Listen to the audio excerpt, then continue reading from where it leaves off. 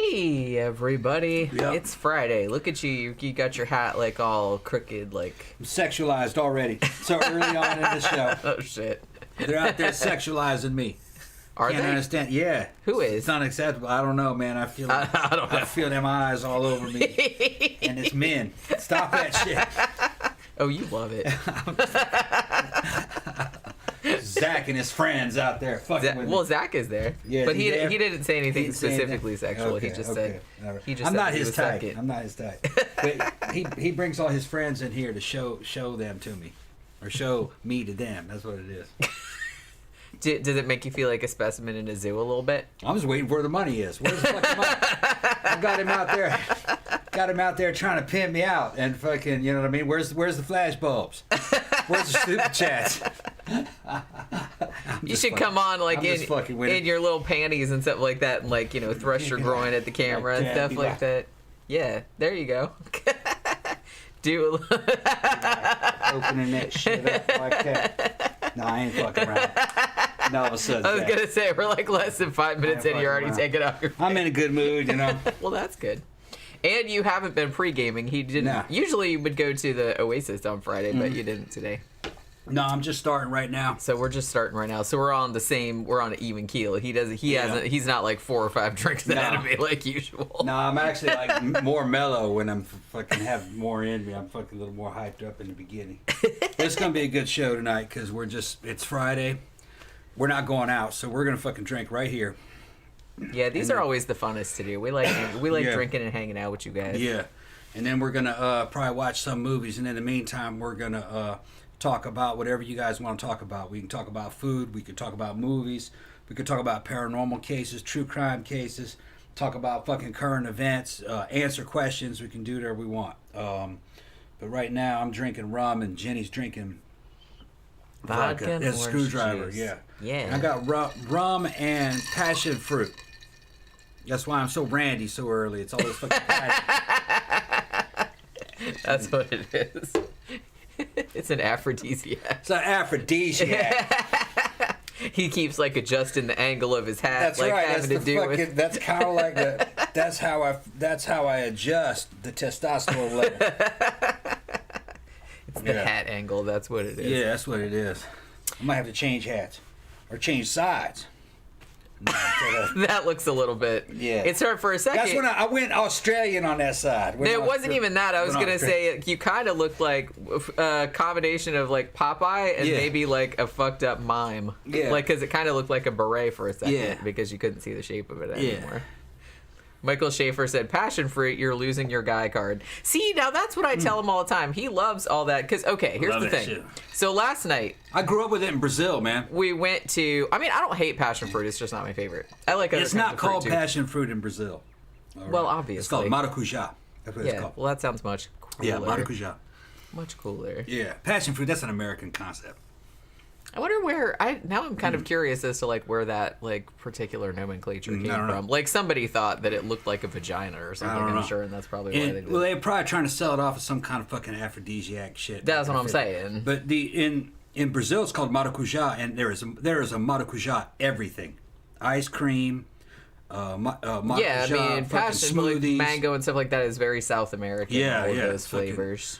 And maracujá candy. Fucking like this little fucking kind of like dried fruit. You know how you have like you know how you have like dried fruits like dried apricots and things like that? They would like dry it, but then they would blend it and then kind of candy it and repackage it, kind of like in bars, kind of like the center of say like a Fig Newton bar. It's like that, but you could cut it.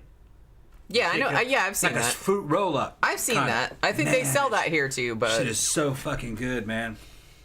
We've kind of talked about this before because you're a more like if you're gonna get candy, he always likes like fruity candy. Yeah, I grew up so like with tropical fruit, man. So like last night we went to Riff Tracks Live at the movie theater. Yeah. And he was like, "Well, we got to go to Dollar General and see if they got some cheap ass candy in there." Yeah. So all kinds of cheap ass. They had all kind of cheap ass candy, and you know, like him, he's just like, "Well, they're only $1 each," so he got like a fuck ton. Yeah, gummies. And then he's just like all kind of like sour gummies and stuff, and then he has to like stuff them in like all his pockets and stuff. So he's going in there walking and going. right past security and shit. They don't care. My pants were sliding down my waist. I was having to hold them up. I didn't have a belt on at the time. And you could see I had fucking 2 big old fucking balloons. Hey, you want some gummy bears? I was like that. I got some gummy bears. I had that Haribo fucking sour gummies. Yeah, the Haribo. And then I had Haribo fruit salad. Man, that shit is good. Fucking good, really. See, I don't like that. Like I said, I don't hate it. But I'm always just kind of like, because I think I was talking about this the other day. It's like, I can't really eat a lot of candy or treats or like that. I mean, I can, but I would get really fat. Yeah. So if I'm going to have candy, I want it to be something I really, really, really like and really want. I don't want it to be this kind of like bullshit fruity candy just because it's there. So I went and I said, well, I'm going to also get a $1 bag of candy, like to take with me into the movies, but I want some like chocolate with nuts in it because that's what I usually like. So they actually did have a bag of like, it was like milk chocolate and peanut clusters, and they were only $1, and it was actually really good. It was like, not only was it decent quality chocolate, but there was a lot of it in there. It was like so much that I could barely finish the shit. Old redneck fucking country ass Dollar General store has got good generic shit. But I just got one bag, and then he's just like, good. "Why are you only getting one bag?" I said, "Because if I bought 5 or 6 bags, you'd be eating it. Then I would eat it all over the next couple of days." It's like I don't really want to keep it in the house because I'll eat it. She's getting skinny. She's getting skinny. Because I haven't. She's literally all I've eaten today. I've had 2 cups of coffee with not even sugar in it. I've used sweet and low. And so I've had 2 cups of coffee and 2 little tacos, like pork tacos. She's getting smaller around the waist. Her boobs get fucking huge when she's so small around. Well, I mean, they don't really literally get bigger. Yeah, they were big before, but you can see. It's an optical illusion. It's not an illusion. It's a proportion thing. The boobs get big again. Fucking, that was like my first wife. She was fucking like 100-pound olive oil, fucking skinny. She went and got those fucking 600 cc's or 650 cc implants. I mean, those fuckers were chest bursters. They were fucking no room in there. Sorry, I just had She walked in and fucking was just huge, man. Fucking, she'd come into the fucking club and shit. All eyes were on her. Like fucking, she could just rest her chin on top of her fucking boobs like that. People putting their drinks on it. People putting their drinks on it. You can put the mail in there and hold it. She's proud of them, though. That's really funny. She's proud of him, yeah. Sorry, when you said chest burster, I just had a mental image of somebody with like 2 alien chest bursters coming out of each tit. Because Jenny was always big, she always had big boobs. But fucking my first wife was fucking flat. She was flat and then got those fucking. Her sister got a pair. Her sister was a stripper. She looked fucking fantastic. She's like, I'm gonna get some of those. I'm gonna get some of those. She got the same kind. Fucking and damn. That's why I couldn't believe how quickly she was just up running around, because my first wife, she said it was like having 2 guys fucking sitting on her chest. She could barely breathe. There was no room in there. And I had to keep her just like basically knocked out for a week on fucking Demerol. I admit that I felt like that for 5 or 10 minutes when I first woke up from the surgery. Mm-hmm. But then, like I said, I went to sleep for a few hours, and then when I woke up, I slept for like 5 or 6 hours, and then when I woke up, I felt pretty much fine. Yeah. No, not Tiff. Tiff was fucked up for about a week. She's like, knock me out. I just can't take it. I can't. I had to fucking pick her up, take her to the bathroom and shit. Because she couldn't even get out of bed. You know what I mean? Well, she just couldn't even fucking move. Yeah. I mean, like I said, it's probably like because she didn't really have the... So, I mean, it was a lot more traumatic. Yeah, there's no room. Because they put them underneath your muscles, you know? So it's like, that takes like a lot of... Yeah. That's a lot of trauma to your body. She's okay when walking out of there, and then got her in bed, and then fucking she didn't wait. Every time she woke up, she was just like, it's okay. They just kept fucking knocking her ass out. And she barely ate during that time. Mostly just fluids. Yeah. Says, you don't want to eat? She says, no, I can't eat. Yeah, it was rough. So you just were fucking 2 days later. You're just running around. I think I went to work the next day. The next day, you're like, it's no big deal. I drove to work. Yeah. Like 50 miles. Yeah. But Jenny was already like a D cup. It didn't really matter. That's what I mean. It wasn't like... Nah, she's just putting in an internal bra is all that was. Camp Guy says, I just read Shawshank Redemption and Apt Pupil. Excellent writing in those mid-career King novellas. Yeah, I really, really do like those two, because those two are in different seasons. Are they not, like, the one that has, like, 4 novellas in there? Talking about Shawshank Redemption? Yeah. That was a short story, wasn't it? Well, it's a novella. It's a novella, right. I remember reading it. Yeah. It's good. And the novella is actually called Rita Hayworth and Shawshank Redemption. Is that what it was? Because it's been so long. What year was that? God, that 90s. Must have been, no. 80s, late 80s. I think it's 80s. Late 80s, yeah. It's before I went into the Army. And I remember thinking at the time I was reading it that it was a lot more lucid than his normal shit. I bet you he wasn't on as many drugs. I don't know. I was under the impression that he was on all the drugs pretty much up until the 90s. Okay. I could be totally wrong about that. I think he was drinking too. He drank, did coke, and fucking. Yeah, he was an alcoholic and a cokehead. Well, that's kind of why a lot of his, which, to be honest, it's like, I'm not saying that's a good thing, but the fact that his stuff was as lucid as it was, considering, like, when you found out later, like, all the stuff that he was on, I'm like, you go, man. Yeah. I think if I was that drunk, I wouldn't be able to, like, fucking write a coherent paragraph, much less a whole 800-page novel. Yeah. So, you know. I'm catching it with all the fucking... Everybody's talking. See what everybody's saying. Zach was talking about Carrie. Yeah. I said, what I love about Sissy Spacek in that movie is she's really pretty, but also kind of weird looking. She was so perfect for that role. Yeah, I mean, I can't imagine anyone else playing that role. And I know that they've done it, like I said, with what's her name, Chloe Grace Moretz, and she was good in the remake, but she's too pretty. Like, I found it hard to believe, like I said, that Chloe Grace Moretz was picked on. And I know that sometimes, like, good-looking people get picked on, too, like, if they have something else weird about them. But it just, I didn't buy it as much, because I'm like, yeah, she's gorgeous, so I don't really get, you know what I mean? But Sissy Spacek, even though she's actually quite pretty, you could understand, like, why people would pick on her. Because, like I said, she's pretty, but she's, like, funny-looking. She's not, like, classic pretty. No, she was cute. No, I know. Like, and even in Carrie, when they fix her up when she goes to the prom and she puts, like, makeup on and they do her hair and she's in the pretty dress and everything, I think she's quite beautiful, actually. Well, they're in the context of that particular movie, they were picking on her because she was big enough to pick on. Sometimes if a person's really pitiful, they won't pick on them at all because they feel sorry for them, especially if they're, like, you know, in a wheelchair or something like that. She looked pretty enough to pick on, but she was weird enough to pick on. A lot of girls that I knew that were picked on were just weird, you know. Yeah, sometimes I think it's more not fitting in. Like, okay, Tiffany, my first wife, she was picked on. She was gorgeous, but she was picked on. But it was because she didn't fit in. I was going to say, she was a goth girl. I had the same thing, and this was even before, like, when I was in elementary school. I was not a weird-looking kid. I was actually quite a cute child, if I do say so myself. I had, like, you know, real pretty red hair and everything like that. So I wasn't ugly or funny-looking or anything like that, but I got picked on because I was really quiet and really shy and really bookish. Yeah. And I wasn't real social or real outgoing, so I got picked on because of that. Yeah. Yeah, it's kind of like... And also because I went to school where the kids were more, like, upper middle class, and I was very much working class. Yeah. So a lot of times, like, I wore kind of, like, secondhand clothes because they'd been, like, passed down from other family members. So I kind of got picked on because of that, because it's like, ooh, you're poor, that kind of thing. Yeah, Tiff was in old school Gulfport, Mississippi. I mean, that was always a step up from the central part of Gulfport, Mississippi. Fucking country type school, and she was a goth kid, so you know what I mean, you're gonna get picked on. I mean, after I went to junior high, then I started getting picked on for being, I was talking about elementary school, like before that even, but like, yeah, junior high when I started going like more gothy. This is for Camp Guy, right? Yeah. Camp Guy, got your order done. We're gonna mail them out tomorrow. Yep. I gotta pack them up. Look, got to put the little labels on the back for you.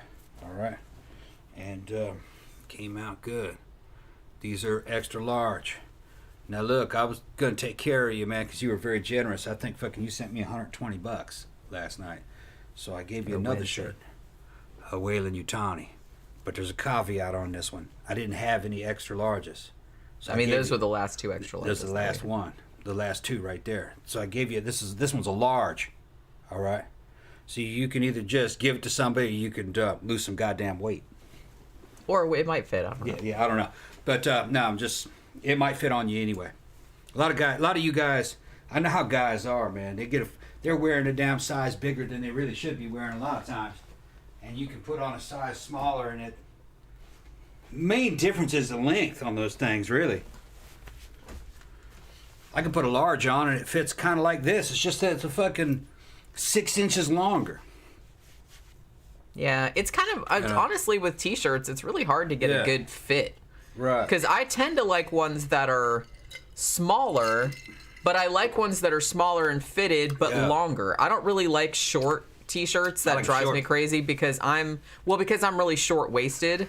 So I like something that kind of goes at least down to my hips. Yeah. So like a lot of times you get into a problem, especially if you have big boobs, is that even if you get a small t-shirt, like it'll, it might go down to your hips, but then after it goes over your boobs, then it's like too short. If you pay attention to the fashion gurus, by rights you're supposed to have, this is ridiculous, but it's true. Those real fashion-oriented motherfuckers, you know what I mean, who are big into looking their best and spend a lot of money on it, have all their t-shirts tailored. Well, yeah. And I mean, if I could afford it, I probably would too. Yeah. It makes a big difference. Because it's just like, I have like a fuck ton of t-shirts, but there's really only a handful of them that I really like the way they fit. Like someone was like, oh, they're a little too short, or they're a little too baggy, or the neck is too baggy, or something. There's always like something that's not exactly right about it. I'd have to see these short t-shirts you're talking about. They probably look better on you than the ones that you prefer. Well, no, I'm just saying. She got weird tastes on her own self. You know what I mean? Like. No, I don't. Yeah, sometimes you do. You say, this doesn't fit right. I'm looking at it and I'm going, I don't know. That fits perfect. Well, no, I'm saying that sometimes when I say it doesn't fit right, I mean it doesn't feel comfortable. Like it feels really. So like if I go out in it, I'm always like it feels funny. Yeah. It's because you're not used to wearing shit that's. No, it's because it's uncomfortable. She looks really good in skirts and short skirts. I can't get her to wear one. She's like, I can wear a short skirt. She's got good legs. I don't like them. She's like, I'm afraid if I bend over, everything will just pop out. I'm going, yeah, well, of course. Just don't do that. Yeah, but I don't do that. Right, but what if I drop something or whatever? Like I said, I have learn like a lady and fucking just bow down. No, because I have a lot of somebody else to fucking pick I'm 50 years old, and he says learn to be like a lady. I've been a girl my whole life. Yeah, well, don't just fucking bend over and fucking, I'm just saying that everybody. No, I'm just saying that like sometimes you have to have like practical concerns, especially if I'm like going out. It's like I have to be like, well, can I go to the bathroom in this? Can I can I dance in this? Listen to what can I all this other kind of stuff? I can understand what you're saying, but we're talking about going out to goth clubs where about 1/3 of those girls are fucking damn near nude. Right, You're worried about it. I'm not worried about it. I just don't want to do that, and it's like it's really annoying that you like keep wanting me to do it because I don't want to do it. Yeah, you know what I mean. Eventually happen. It's eventually going to happen. What? It's eventually going to happen. No, it's not because I don't want to do it. Okay. I don't know why you keep thinking that like if you just keep bugging me that like just I don't want to do it. And I don't have to have a reason. I just don't want to do it. You be in a mini skirt. I don't want to do it.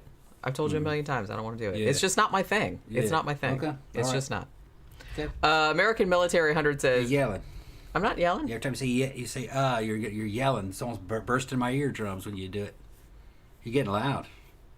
Well, whose fault is that? That's that crap you're giving me. Yeah. Made my voice change. I don't like that. American Military 100 says, Jenny, thank you for recommending Bloody Hell. You're very welcome. Wasn't that fucking movie awesome? I loved that movie so much.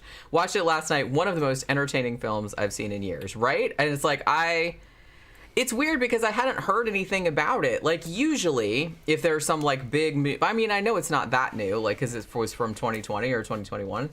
But usually I'll hear some kind of buzz, like I'll see, like a lot of horror channels covering it or something like that. But that one, I didn't really see anything about it. I only noticed it because it popped up on Shudder and it had 5 skulls. And I was like, whoa, hang on a minute. Hardly anything gets 5 skulls on Shudder. I think the only things I can think of that are on there right now that have 5 skulls are like older shit, like Escape from New York, that has 5 skulls, obviously. Like stuff like that, like classics.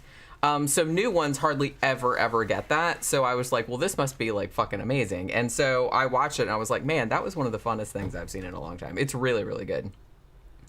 Danny Rowling says, I hear those old school belly shirts that athletes used to wear back in the 80s. That look is coming back. Oh my god, I remember that. I remember like kind of jocks and stuff like that wearing like half shirts. Yeah, half shirts. Which is like shit? Hilarious. It's hilarious. Yeah, you couldn't wear that shit unless you had a fucking six pack though. Well, I mean, you can, but yeah, it didn't look good. David Parker's there. What's up, David? There's a lot of things you can do. Yeah, but should you? That's another thing. Yeah, you're not supposed to be wearing those unless you got a fucking six pack. Yeah, what's up, Dave? I imagine you're probably going to Mannequins this evening. Yeah. Dave says that I just tuned in. That's some bad hat, Tom. I love it. Thank you very much. I got Is two it a bad hat or a badass hat? It's bad. It's bad. I got two of them. That's just a. That's a U.S. Army fucking bony cap. It's just the black one. I got the. It's not your sexual tyrannosaur. Not my sexual tyrannosaur hat. Yeah. My old Army unit in Vietnam wore tiger stripe, so I feel like I'm authorized to wear tiger stripe as if that is my uniform. But it doesn't look as good on camera. It doesn't match with black. But I got tiger stripes stuff. I still got a lot of tiger stripe uniforms and shit, but. It was never issued to us. I didn't deploy Vietnam, but my unit wore it, which is a Vietnamese pattern. Yeah, it was a little before your time. Yeah, a little. Yeah, a lot of that shit happened because with the tiger stripe, because a lot of it was happening before the U.S. Army was supposed to be there. So they were wearing South Korean uniforms and foreign uniforms, pretending to be mercenaries, but they weren't. They were U.S. Army. That's why they were wearing it. Oscar said, I got a 6-pack of beer. Yeah, Guamocon says, the other day, my friends and I were watching Sleepaway Camp and were in awe of all the fashions. Yeah, I don't think we've covered that movie yet, have we? That's an 80s classic right there. I mean, it's kind of terrible, but it's also kind of awesome at the same time. Just kind of like, the movie that we saw at RiffTrax Live last night was actually Return of Swamp Thing. Right, with Heather Locklear. And I think that I had seen that on cable, like back, but I had forgotten how fucking terrible that movie was. Yeah. It's so bad. Although Tom was like, I kind of wish the movie had been worse. Yeah, like, because it wasn't as bad as. I mean, it's bad, but it wasn't as bad as. He still thinks like the kind of like platonic ideal of the RiffTrax movie or the RiffTrax experience was like Birdemic. Yeah, Birdemic. Because that movie is not only awful, but there's also a lot of just baffling creative decisions. And like I said, it seems like it was made by somebody that doesn't know how humans work. Yeah. And so a lot of the humor like comes from that, like of them just like reacting like, what the fuck was he possibly thinking? Birdemic, and the other one that I wanted to remember was the dude who thinks he's a god. Dirty dude. Yeah. What's his name? We were just talking about him. Just talking about him. Oh my god, his name just totally. Somebody will think of it. They got people that collect his movies. I know. Neil Breen. Neil Breen. Yeah, Neil Breen. Mm-hmm. They got people that have all of his movies, and whenever he comes out in the movie, they get them. And I don't understand how you could sit through that shit. But we sat through. That was the one I was trying to think of in the car. Oh, okay. Fucking Neil Breen. Neil Breen. Well, we haven't seen any. I've seen like some. I don't think I've seen any RiffTrax of any Neil Breen movies. I've seen like he talked about the guy at Shitcase Cinema talks about him a lot. Maybe that's what it was. So I've seen like a bunch of his movies on Shitcase. RiffTrax did it or MST, one of the two. I know MST hasn't done any Neil Breen movies. RiffTrax Live, but I think we saw RiffTrax on maybe, because honestly, there's a shit ton. Maybe. I was laughing. The thing about it, like, Tubi has a fuck ton. If you're real into MST or RiffTrax or anything, like, Tubi has a fuck ton of episodes on there, like, a lot. And so I've been, like, slowly sort of, like, working my way through them. So it's entirely possible. RiffTrax or MST? RiffTrax. Well, they have MST on there, too, but the MSTs, I mean, those are all old. Like, they have all the old ones, because the new ones are with Jonah Ray and everything. Yeah. And those are on the Gizmoplex now. They have their own site. They have their own streaming service. Neil Breen's a genius. He's like a stupid genius. Yeah, I mean... It's almost kind of like, you know how like genius and stupid is kind of like a circle like that, and then you go all the way around like from genius, and then like it's genius and stupid right at this point are like really, really close. It's kind of like a normal person couldn't make a movie like that. Yeah, obviously. You know what I'm talking about? A normal person could not make a movie like that. Yeah, only some with some mental issues, big time. Only a person who wanted to be seen in a certain light and has fantasies about himself can make a movie like that. Each one of those movies is basically a fucking vanity project of a man making a movie about an idealized version of himself.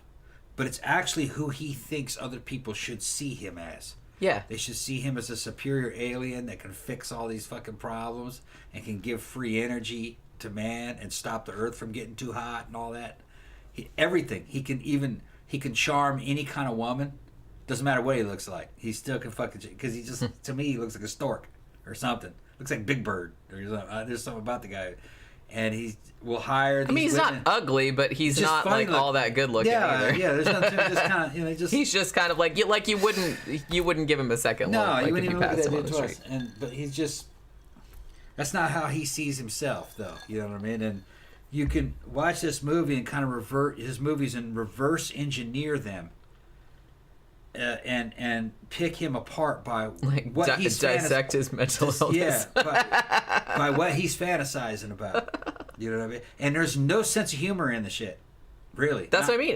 He's serious. Well, that's what makes them funny. He's serious. That's what makes them funny. We've talked about that before. That's why it's so difficult to purposely make a so bad it's good movie. Yeah. Because part of the thing that makes those movies so funny is that they're absolutely meant to be taken seriously. The person that made them thought they were making a good movie and didn't realize how everybody else would. That's why Birdemic is like fucking hilarious, because that guy is just a really, really weird fucking guy who doesn't know how people work and doesn't know how movies work and doesn't know how anything works. No. But he seems like a nice man. He's just like really, really clueless about like everything, and he just has really weird ideas about shit. I think he would just be kind of mundane in any culture, but I think part of it is that he's of Eastern origin. You know what I mean? He's Asian, and it's an Asian guy who doesn't really understand Western culture that much.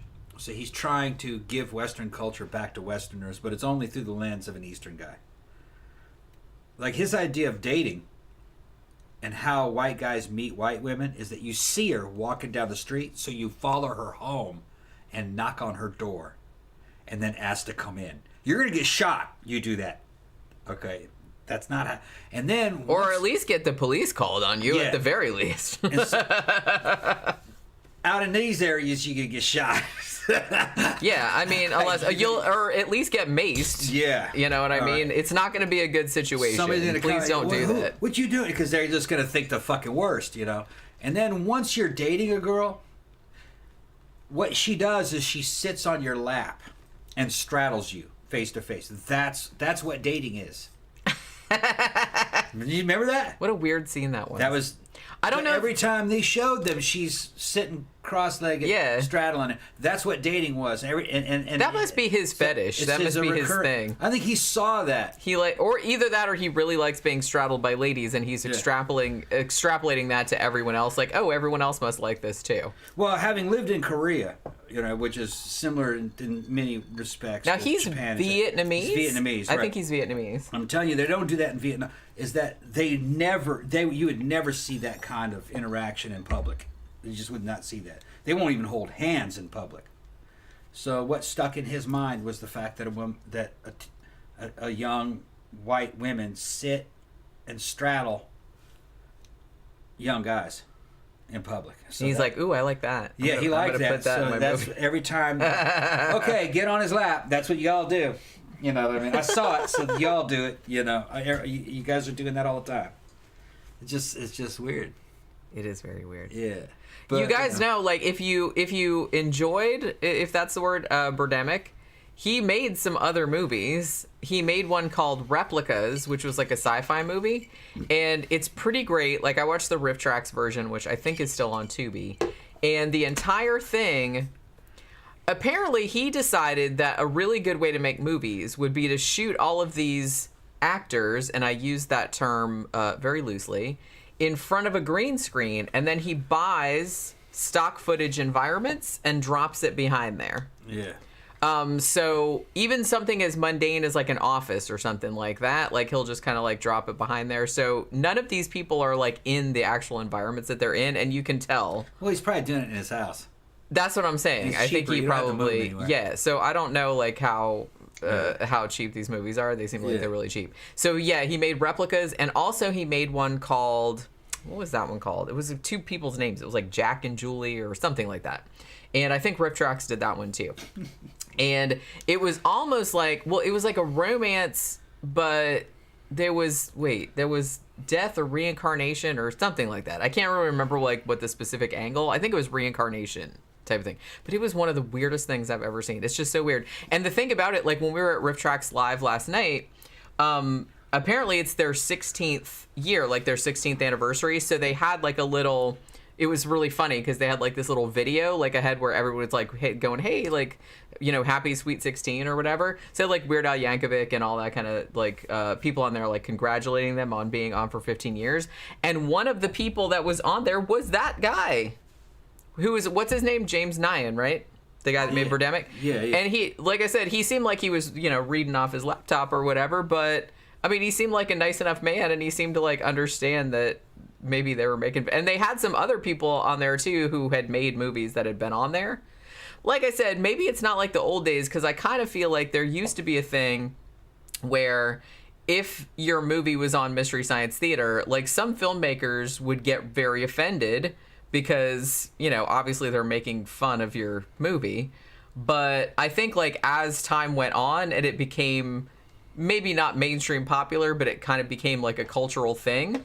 So now I kind of feel like maybe sometimes people are making movies bad enough that they hope will turn up on there because like you'll get more traction that way. More people are going to see your movie if it's on RiffTrax than would just like find it. It's hard to pass that test. That's what I'm saying. Because like I said before, Neil Breen is Neil. Is that his name? Neil I think Breen? it's Neil Breen. Yeah, Breen.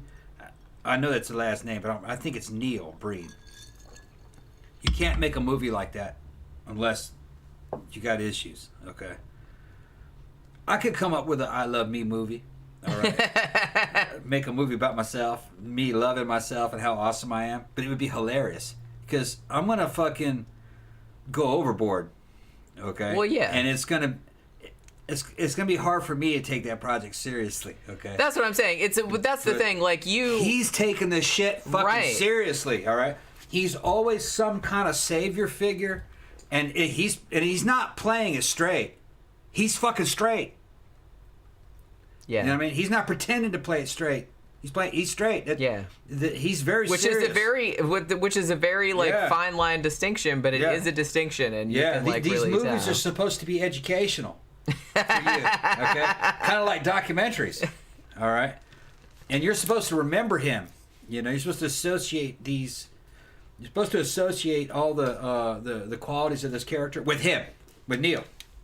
Okay. Yeah. Neil is the creator of all this. Okay. And as far as he's concerned, he's a great writer, a great director, and that these are movies that are changing the world. Okay. This is fucking Bono level. That's what I was thinking. It was like, well, you know what? But the thing about it is that Bono was actually like talented. Yeah, he U2 was actually like a good band, and he's a good singer. Imagine if Bono was in a band that fucking sucked. Okay. Like sub-Anvil levels of suckage. Right. But he thought he was God's gift to the fucking world. Yeah. And he genuinely did think that, and thought that his whole mission in life was to inform everyone else, all the other ignorant people of the human race, like of that fact. That's kind of the vibe that I'm getting. He's kind of like the movie director version of this Russian kid. I forgot his name, but he would go around online and brag about what a badass fucking fighter he was. Like he's a fucking ultimate fighter, and this, you know, and all the championships that he won. And he's making these belts himself. He's giving himself his own belts. And is he making them out of like construction paper and crayons? Because that would be awesome. Yeah, kind of. No, he's just making them out of stuff that he finds, you know. And then he's challenging other people to fight him. And when he shows up, he has other people record him, and it's just for a regular sparring match. And then he fucking goes after the dude, tries to knock him out because he's trying to get video of himself knocking somebody out. But then if a real fighters show up, he runs. He talks a lot of shit, but then they start swinging on him, and he runs. He can't fight. But he's like that. He's kind of like a movie director. I remember that guy's name. He's a Russian, and his mom came down and tried to stop one of the fights one time. Because badass. Yeah, his mom came down and tried to stop one of the fights one time. His mom and his stepdad, because he's got some mental problems. He's got some kind of obviously. Yeah, he's got some kind of schizophrenia or something, so he's delusional. He's delusional. Yeah. But he thinks he's a world famous UFC fighter.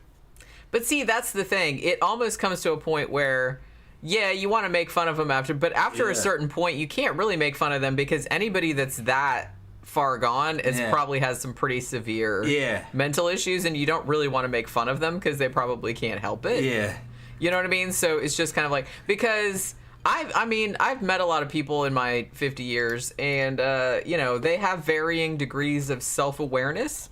Yeah. Some people are not really all that self-aware, but usually if you meet somebody that has absolutely zero self-awareness and they just think they're the most awesome thing ever, and you can't convince them otherwise, then usually that's somebody that has some pretty severe mental issues. And Zachary just keeps trying to get us to do Carrie.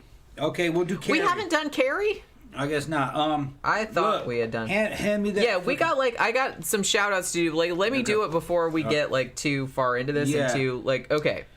Now, for one thing, we have our first new patron in a very long time. Oh, shit, man. I forgot about patrons. We never get any goddamn patrons. I mean, we still have all of our normal ones are there. Normal ones. Okay. But it's we haven't got a new one in a long time. We don't have that many. I think we got 10 patrons. No, we have 30 or 40. Oh, yeah, 30 or 40. Okay. Yeah. Okay. So, that's not... We had a lot. We had some more. We had a lot more, in the old days. But back in the old days. But we've lost, some people. Yeah, fucking pandemic got a lot of them.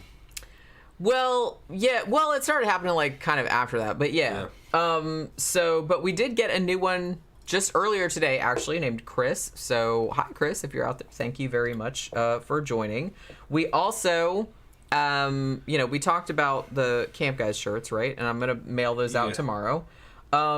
Also, I wanted to give a thank you to Dermot, one of our UK listeners, who sent me an Amazon gift card because he wanted to hear our take on the remake, the Salem's Lot miniseries from the 2000s. He's like, it's actually pretty good. I haven't seen it. Yeah, so he sent me a gift card so we could buy it and watch it. So we're gonna do that. So thank you very much, Dermot.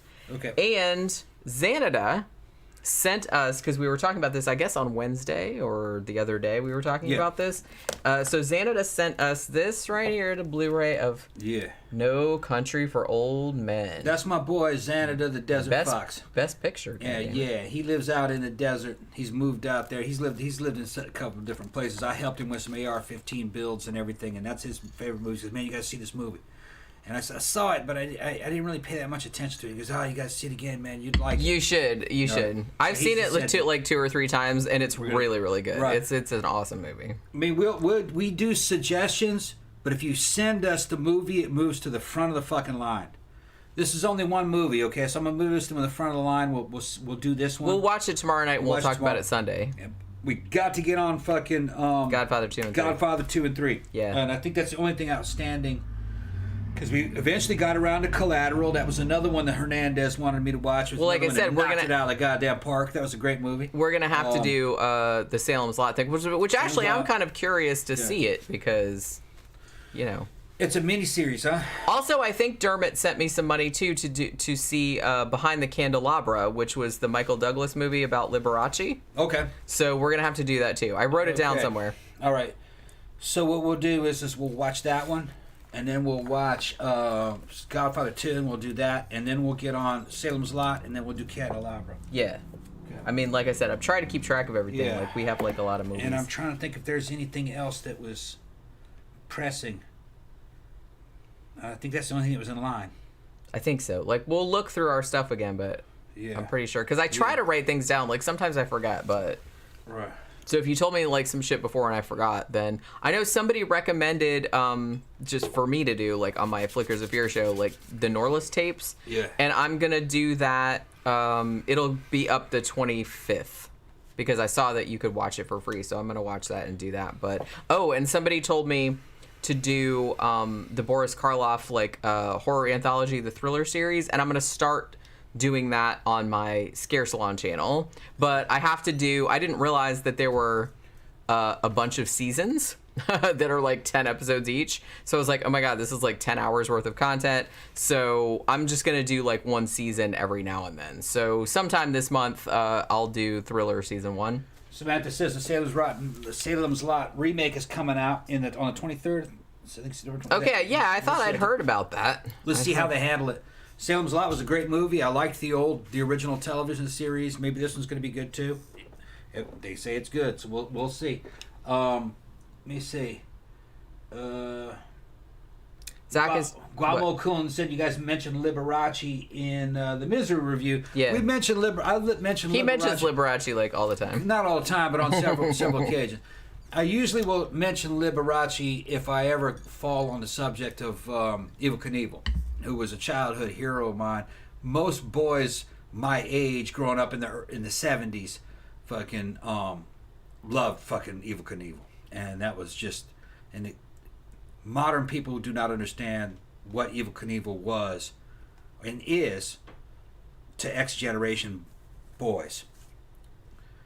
It was a multimedia fucking phenomena at the time. He was on television and he was doing live fucking stunts, and it was a dude that was basically trying to kill himself in front of a live audience. And everybody's like, yeah, we'd like to see more of that, please. They were paying to see him kill himself, and it was not staged in any way. Almost no safety involved. He wasn't even wearing body armor. And there's all kinds of slow motion films, and fucking Wide World of Sports made him fucking famous. In the intro of Wide World of Sports, in the background is a slow motion fucking shot of Evel Knievel rolling across the asphalt in slow motion as he's breaking basically every bone in his body from A Wide World of Sports. If you guys remember that, man, as a kid, I would watch the beginning of The Wide World of Sports just to see Evel Knievel just being crumpled up in slow motion. It was fucking wild. He was a madman. Yeah, clearly. Oh, yeah. Just a mean old fucking redneck, and he was fucking psychopathic, and fucking, he was awesome at the same time, very heroic. His job was to attempt to kill himself in front of a live audience to make a bunch of money, so he could live the high life and fucking afford a big lifestyle for him and his wife and his kids and his girlfriends. He had girlfriends too, you know. He was just a southern fucking insane wild man that had no skills other than he could basically jump a motorcycle that was never meant to be jumped. And he had fear. He would talk about it, but he would just conquer it. Well, his hero was Liberace. Then one of the most alpha, testosterone-filled fucking macho fucking type motherfuckers in the world just fucking love Liberace. And Liberace was a dude on the totally other end of the spectrum, you know. And for some reason, Evel Knievel thought that dude was the bravest fucking man in the world, you know. Well, at the time, he probably was. Yeah. I think it was also Evel Knievel fucking experiencing escapism. It's like, you know, he was fantasizing that he could be a man like that, who just made money with his fingers safely behind a piano and just ran the show and he didn't have to kill himself in front of an audience. I think that's part of it, you know what I mean? And that he had no family responsibilities. He didn't have a wife or a kid, and didn't have to worry about a heterosexual sex drive or anything, you know. He was just the total opposite.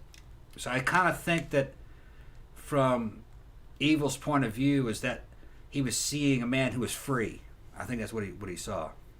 Well, and the thing about Liberace too, and like I said, you have to think that, you know, at the time that he was famous, you know, yeah, everybody knew he was gay, but it wasn't really like all that acceptable. So the fact that he just came out and wasn't real secretive about it, and he was just kind of like, yeah, but he was still like commanding audiences, and everyone was like, so I can see how that would be really appealing to somebody who maybe Evel Knievel had some kind of thing where he felt like he couldn't be himself in some way or another, and so he admired that in somebody else. Maybe that's what he thought. Well, if you look at Evel Knievel's, when you hear him tell a story, he felt that he was being commanded by the audience, and that the audience. That's what I was gonna say. The audience was trying to kill him. Yeah, because they were paying to see him die. And I mean, that's pretty perceptive because. Yes, that's absolutely why people were watching him. They were. I don't want to say people were like legit hoping that he would die, because like I said, if he died, they'd probably feel really bad. Yeah. But it's just kind of like anything. I mean, why do people watch NASCAR? Why did people watch Evel Knievel? Why do people they kind of want to see wrecks and injuries and stuff like that? That's fucked up, but it's true. That's why people largely watch that kind of stuff. So he was very insightful, and he was just like, yeah, they just want to see me get fucked up. Yeah. Because they did. There's some good shows about him on YouTube. You can find them. They were made by the History Channel, I think, both of them. One of them was called Being Evil, and spelled E-V-E-L, Being Evil. And if you've never seen them, you should see them. They're good. And he tells stories and tells his story. Evel Knievel was very intelligent. He wasn't educated, but he was very intelligent. And he found a way where he could make fame and fortune. He considered himself to be a modern gladiator, a dude who's willing to kill himself in front of a bunch of people. But he felt like the crowd was paying to see him die. Well, see, now that's kind of going back to what we were talking about a little bit on the Misery review, where a lot of times if you get that famous, particularly for doing something like that, which is like actually bodily harmful, it can kind of become a double-edged sword, because you're kind of, your audience kind of wants you to get fucked up. You don't really want to get fucked up, but you don't want to let them down either. Because if you just keep doing stuff all cool and don't break any bones or something, people are probably going to drift away and not want to see it. Yeah. So you can kind of feel you have to keep upping the stakes, because everyone's going to stop caring. Yeah. So it's almost kind of like I said, when we were talking about in the Misery review, a little bit like toxic fandom. Yeah, he lived in toxic fandom. Yeah. He got famous for that Caesar's Palace jump. And that was the opening shots in fucking Wide World of Sports. It got drilled into people's head. Him being slowly crumpling up in a roll, just breaking pretty much every bone in his body. Yeah, he did. And that was a failed jump, but it was success market-wise, because everybody knew that it was real. Yeah. That this dude was for real. And that's what his whole fucking fandom was based on. This dude is going to try to kill himself. Let's go see it. He's crazy. He's a bad motherfucker. He was a really cool dude. He incorporated Liberace and Elvis into his act. Those were his two fucking heroes. Nobody did what he did. Evel was a fucking one of a kind. He tells a bunch of stories about what he did with people's wives and shit while he was on tour. There was all kinds of weird shit. He was cucking out.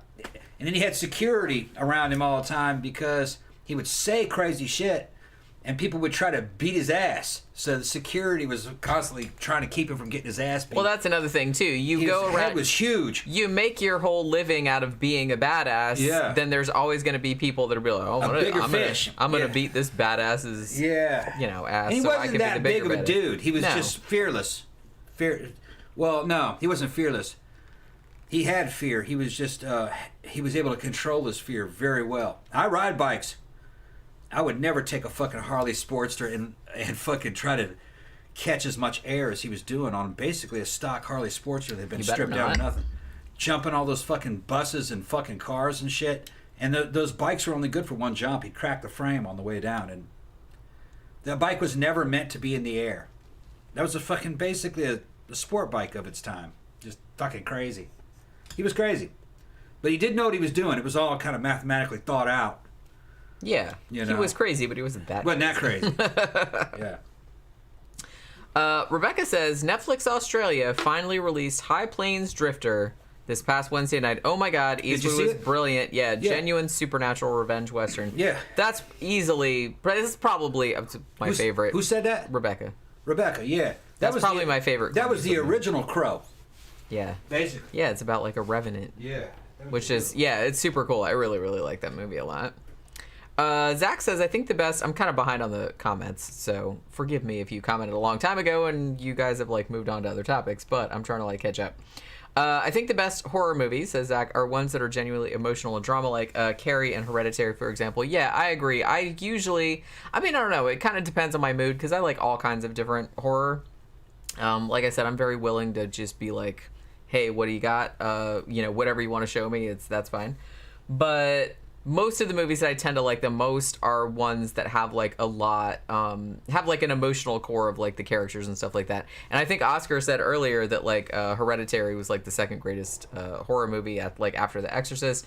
Yeah, I don't know if I'd rank it quite that high, but honestly, like Hereditary was, that fucking blew my fucking socks off. Like when I first saw it in 2018, and I've seen it a couple times since then, and man, that movie made me like, I know this is a weird thing to say, but that movie made me so happy like the first time I saw it, because I was like, that movie scared the absolute shit out of me, and that had not happened like since I was a kid. You know what I mean? It gave me like literal, like legitimate nightmares like after I saw that movie. And I know that it's not the same for everybody, but like I said, that's the thing about horror. Everybody likes different shit, scares different people. But that movie, like that fucking got me. That got me. Ian England said, my favorite horror flick is Event Horizon. That is a good one, yeah. A little bit underrated, I feel like, maybe, that one. We talked about that one. We reviewed that one, right? We got a super chat. Did we? Oh, okay, yeah, I'm super behind. Thank you, Ian England. Happy Friday, girl. Thank you very much, yeah, happy Friday to you Thank as you well. for the flash bulbs. Flash bulbs. You hit them and it's like light that comes up. It's like flash bulbs. Like from airplane. Is that what? Oh, Let me see them flash bulbs. Remember the two black guys at the airport? Yeah, that's right. From airplane? Right. Yeah, and they were taking pictures of it because let me see them flash bulbs. That's right. Yeah, that's where you got it from. Yeah. Got to put the bass in your voice when you say it. Sebastian Moran said the Norliss tapes. I'm going to do that on, I think it's going to go up on the 25th. I'm actually going to watch it this weekend, and I'll do a review of it. John Gora said, Hereditary definitely put me in a weird space for the next following days. Yeah, me too. And like I said, that hadn't happened for like a really long time. I think the last time that had happened was when I was a kid and I saw The Shining for the first time, and it like fucking weirded me out. Like, because that movie, particularly like the old lady in the bathtub, like that scared the shit out of me when I was a kid.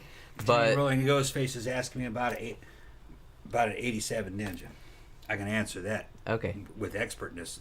Right? Read it out. What does it say? It says, Tom, what's your opinion on a 1987 Kawasaki Ninja for a first bike? Okay, I owned the 1988, which is exactly like it. But which one are you talking about? The 600, the 750, or the 1000? There's a big difference.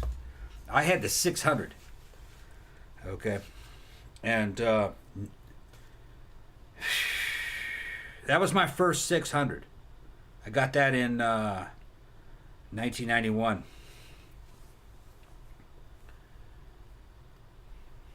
That's a dangerous motorcycle, okay?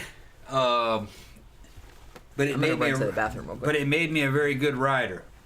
It's basically a Norton featherbed frame with a liquid-cooled parallel 4 600cc engine in it. It's like an old-school motorcycle with a kind of overpowered motor for what it was. I mean, that frame and chassis wasn't too far away from the 1970s in terms of performance. That bike was about limitations. I mean, you could feel everything. You could feel the back end fucking breaking out. You could ride it like a fucking demon. But once you got to that edge and crossed over it, you could wipe that bike out. That's the bike that I was riding that fucking got my fucking frontal head injury. Although I actually got hit by a car, but I was fucking speeding. That bitch fucking would go fast, all right, for the day. Not by today's standards, but the 1000s and the fucking 750s were even hotter. It depends on you, man. Depends on what kind of person you are, all right. There are no modern rider aids in that. The suspension was fucking like a pogo. The brakes were not all that good. You felt everything. Coming off that bike and going into other bikes that were much faster felt fucking so easy to ride compared to that one. Okay. Because a newer, more modern bikes really kind of shield you from a lot of stuff. And you can kind of know where the performance edge is on a more modern bike. That one, you wouldn't know where the edge was until you crossed it. Okay. So, as a first bike, depends on who you are. In general, I'd say no. No. That's a widowmaker. Especially if you don't have any discipline. And it also depends how old you are. If you're young, you won't have the fucking be able to resist the temptation, and you'll kill yourself. If you're old, you don't really have the synapses and the fucking muscle memory and the experience that you need to survive that bike. That's a bike you have to go on at about fucking 20 and make a bunch of mistakes on and ride it for 3 or 4 years and wreck it, okay? And then go on into another bike, and all of a sudden other bikes seem real easy compared to that one. Now the 1000 was a little bit different. The 1000 was a lot faster, but it had better stuff on it. It could deal with it. It was bigger. Not quite as nimble, not quite as radical. It was a little more what the fuck? Shut up. I tell that thing not to bother me. But so I don't know. What did he ever answer? Is it the 600? Is that what he's talking? 750. The 750. The 750 was only a little bit bigger than the 600, but it had more power. It was heavier. It had better brakes and suspension, if I remember correctly, though. Had some anti-dive features that I'm not really sure they actually worked. Really, bikes from the late 80s, you need to leave those alone, okay? Those are widow makers by today's standards. They made more power than really they should have. And they were on kind of narrow wheels. And you can't really get really good rubber for those. And they're old now, so there's going to be a lot of problems. They weren't fuel injected, they were carbureted. Don't fuck with that, man. Get something that's a little more modern. For a first bike, I'd recommend a twin, a 2-cylinder, not a 4-cylinder. Get something like an SV650, or I think it's now a 700 or an 800 or something. Get a 2-cylinder motorcycle, liquid cooled, something mid-bore or a 1000 V-twin, something that's a little narrower and easier to deal with. They're faster on the street because it's more torque, you know. That's all I'm going to say about it. Okay. Holy Parish of Doom, yeah, they were talking about Hereditary. Okay, yeah. I was glad to be out in the sunny parking lot after Hereditary. Yeah, that movie, that fucked me up. I didn't like it the first time I saw it. I fell asleep in it. Second time, I liked it a lot better. There is so much going on in that fucking movie. And the thing about that movie, it's one of those movies that, and I very, very rarely get this. And look, I love horror. I read horror novels. I watch horror movies. I read about real horror, like murders and serial killers and shit like that pretty much every day. That movie really, really got to me. It really made me, the whole time I was watching it, it made me feel like my stomach was just like clenched like a fist. I see what and I don't usually get that. Like the last time I had that happen, I think, was the movie The Invitation from 2016, which if you haven't seen it is fucking excellent. It's actually more, I want to say it's more a thriller, but it's kind of like a horror movie too. That movie, like I was just like that, like the whole time, like oh crap, oh crap, oh crap, and like Hereditary was like that too. But Hereditary legitimately gave me nightmares for like a week or two afterward. That movie like fucked me up a lot, and I know that it doesn't have that effect on everybody. Yeah. But I've read a lot of other reviews that had this same exact reaction to it as I did, and if you watch it more than once, you pick up fuck tons of stuff that's in there. Oh my god, there's like so much foreshadowing, there's so much shit going on in the background and in the margins of the shots and everything like that. It's fucking brilliant. Look, if you set on expert, I understand why she likes that movie. Okay, it's good. If you're set on expert, you'll appreciate it. But if you're more like me, which I'm more of a general audience, you probably like Midsommar better. It's the same director, same fucking company. I liked Midsommar a lot better. I mean, Midsommar is also amazing. I love Midsommar. Yeah, Midsommar was kind of like Wicker Man. But I love I'm into folk horror too. I really liked it. And they're in the same universe. They're like in the same. What's cool about Ari Aster is that, and I know you haven't seen The Witch yet. You might. I don't know if you would like The Witch or not. I can't. You might love it. You might hate it. I'm not sure. I loved it, but it's kind of one of those things that you either love it or hate it. You know what I mean? It's set in, witch times, like 1700s, and it's in that language. You know what I mean? So I don't know if you'll like it or not, but it's super, super creepy.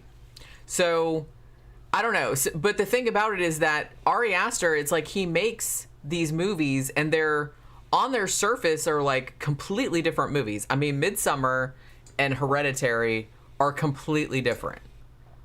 And yet, I don't know, like there's still kind of like a thematic element that he's kind of like I don't know. I think that dude is like, he's probably like the best horror filmmaker working today for sure. Like he always makes something like really, really interesting. And I was just, like I said, I was so happy when I saw Hereditary because I said, man, it has been a long time. I said, I think the last time I was that fucking traumatized by a movie was when I saw The Shining for the first time. Yeah. And that was when I was a kid, like a little kid. Like I was probably like 11 or something, and it fucking stressed me out. And I hadn't felt that since then. Well, okay, no, that's a lie. I think when they did, Gore Verbinski's remake of The Ring, that freaked me out. Not as bad as Hereditary, but that freaked me out. And the weird thing about it is that like I saw the American remake of The Ring, because obviously it's a Japanese film, started out. And I saw the Japanese one later, Ringu, and it was good, but it wasn't the same. Like, it didn't stress me out as much as the first one did. Man, that first one like stressed me out. I think I saw that in the theater too, and I was just kind of like, and I think I had nightmares like for a couple days after that one too, but not as bad as Hereditary. Hereditary fucked me up. And like I said, I get it, like if you didn't feel that way too, but I do kind of feel like there is a pretty like, I've read like a lot of other comments of people that reacted to it the same way that I reacted to it. It fucking stressed me out, that fucking movie. It stressed me out. So, I mean, just like fucking props to Ari Aster. He fucking got me. And horror movies have not got me for like a very, very long time. And that one did. Okay, Lane England says you can get a newer Ninja used for like $2,500 and they come with all the new rider assists. Yeah, that's what you want to do. There's so many newer bikes out there that are used that are so much better than that old Ninja, okay? That old Ninja, I'd ride it, but I'm an expert rider and I know the limitations of that generation. I came up on those. But that's not a modern bike, and for a new rider, those were unforgiving, man. Those were never designed for new riders. They designed those for guys that had come up on bikes from the 70s. And then Lars comes in and says, I don't ride, but I could buy any bike from the 1970s. And my response is, no, you couldn't. No, you couldn't. All those 70s bikes are gone. They're all in the hands of guys that know what they are. They're restored or they're collector's items. You can't find a 70s bike. Not around here. And Florida is motorcycle heaven. It's all here. Anything 70s is in the hands of somebody who knows what they have, and they're worth a lot of money. Okay, it's not like it was back in the early 90s where you could find a 70s bike just sitting there fucking rotten. You know what I mean? And buy it for a couple $100 or $1,000. Those days are over. Pretty much every 70s motorcycle is in the hands of some collector around here. You can just... Well, the thing about Florida, there's a lot of bikers that live here, and it's a good riding place because it's flat, and there's like a lot of like country roads, like twisting country roads. Yeah, so even like a novice rider can pick up a a lot of speed and do a lot of shit. Let me see. Hold on. Slasher Fred said Wicker Man is like a pre-Get Out. It is kind of. It's kind of similar. If you like Wicker Man, you'd love Midsommar. You'd understand exactly. You haven't seen Get Out though, but that was same guy that made Nope and Us and Let me buy you another drink. Let me buy you another drink. You're gonna buy me another drink? Okay. Thank you very much Guamo. Is it Guamo-kun or Guamo-kun? I'm sure I'm pronouncing it wrong. I'm like really bad with that. Always a pleasure dropping by these shows, and still glad to see y'all going strong and giving us quality content. Aw, that's so nice. Thank you very much. We have a lot of fun, especially these Friday night shows. These are like my favorite things. I actually really look forward to doing these. I look forward to all of the shows, but the other shows, and I've said this before, are a little bit more stressful because I actually like have to do research beforehand and like make sure I'm getting like all the facts in there that need to get in there because I'm, kind of anal retentive like that. So it's kind of cool to just, have a drink and hang out with you guys and not worry about notes and stuff. Michael Schaefer said, anybody remember the movie Life Force? Yes. That's actually quite a rad movie. It's Tobe Hooper, in case you didn't know. I think it came out in 85, right? And we actually did a review of that not too long ago. It's on Shudder right now if you want to watch it. But it's another one that's kind of a little bit underrated, Life Force. Yeah, I don't have it. Man, also, like a naked lady the whole time, if you're into that. Yeah, cute. A beautiful, beautiful naked lady. Cute little skinny. What was her? Matilda May, I think her name was. Yeah. She didn't speak any English. She didn't talk in the movie. She didn't have to talk, yeah, she just walked around. She didn't have to talk. She just walked around naked, and everybody's like, all right. And she was cute. Real cute. Not really my type. I like a little more meat. I like Big Fine.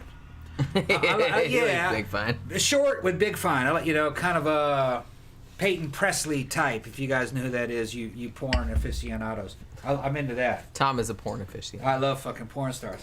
Why you think I'm with this? Built just like one. If y'all want to know what that looks like, fucking when she's fucking running 100%, Angela White. That's what she looks like. About like that. He can like Angela White. That's hilarious that he can cross between Angela White and Sophie D. I can put them all in a fucking order. Like I said, he's a boobologist. He's also a pornologist. Boobologist, pornology. I'm gonna start putting that after your name. Yeah. Pornologist, like PhD. You should. You know what you should do? I like the human body. I like the human body. You should start charging money to give people like a PhD in boobology and pornology. Yeah.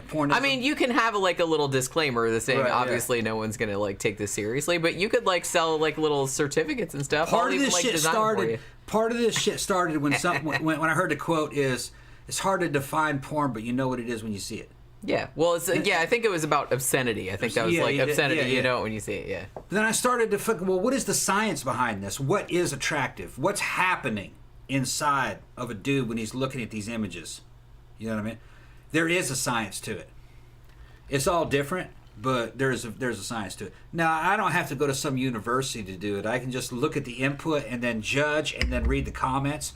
Because I go to the porn sites and read the comments sometimes. That's how you know you're like really into porn, when you go to a porn site and comment on the. Although I have to say that the ones that I've seen, like most of the comments are just stupid. Yeah, a lot. Like they're not like super just like hot. I'm like, yeah, okay. Yeah. That's kind of the point of porn. So. Well, no, you want to go to ones where there's about 100 comments.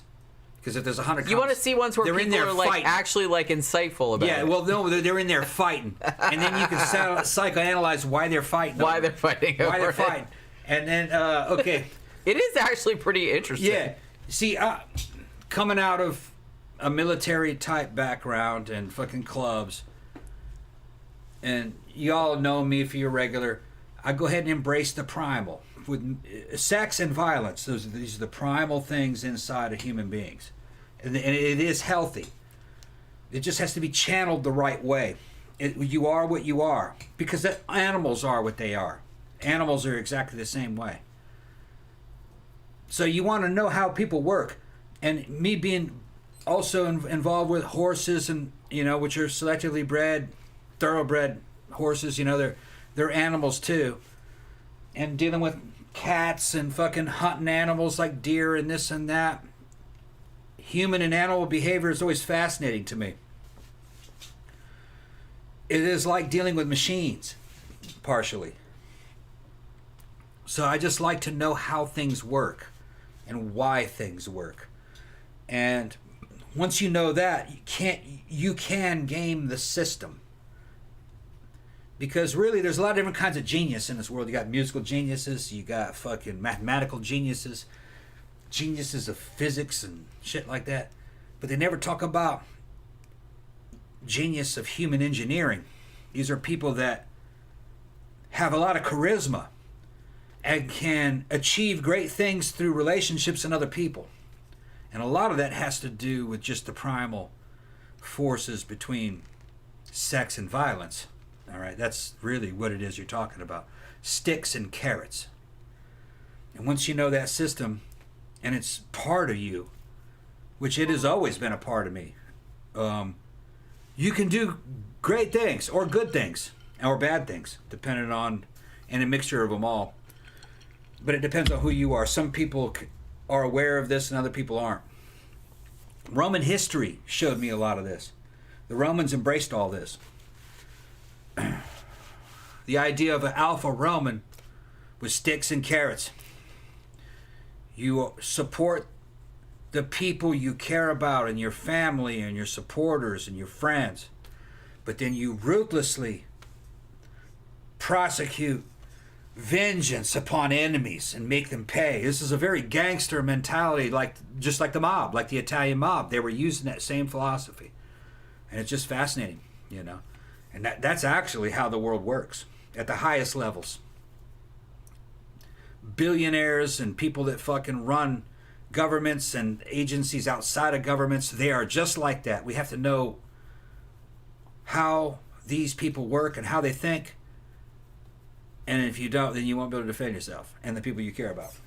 I'm just going to leave it at that. But I embrace this. I don't reject it. I don't see anything wrong with this. This is the way it's supposed to be. Everything is as it is because that's what it's supposed to be. Nothing is wrong. Not really. If something wrong happens, you can always avenge it or correct it. Okay? And anything that can't survive in nature isn't true, you know. There are very few truths, and the truth is very universal.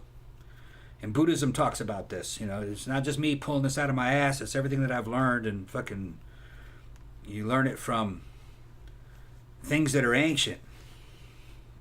I'm getting wasted. Yeah, I see that. Gwen was talking about Get Out being my favorite of the 3 Jordan Peele movies. Yeah. Now, I haven't seen Nope yet. People say it's good. And I do really want to see it. It's still playing. We can go see it. I noticed when we went to see Riff Tracks last night. We didn't see We didn't see the new Top Gun. We didn't see Top Gun. We didn't see the Elvis movie. We didn't see a lot of things. Yeah. But, you know, we just never go. It's too far. It's really far. Like, I had to put fucking... a lot of money. Yeah, I had to put, like, a bunch of...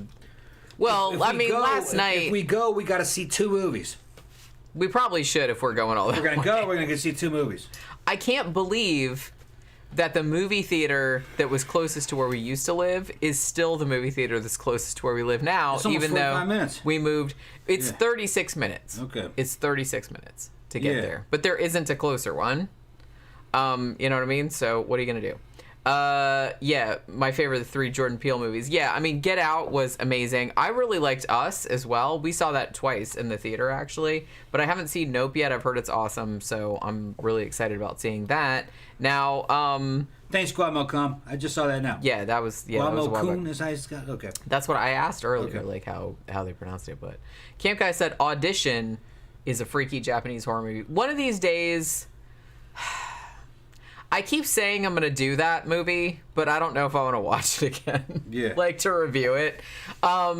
It's an awesome movie, I'm not saying that, but man, it's so fucked up, like, toward the end, and I'm just like, do I really want to, like, subject myself to that again? Okay. I will eventually. I will, I promise. Okay, Danny. Danny says, I like older bikes you don't see much anymore.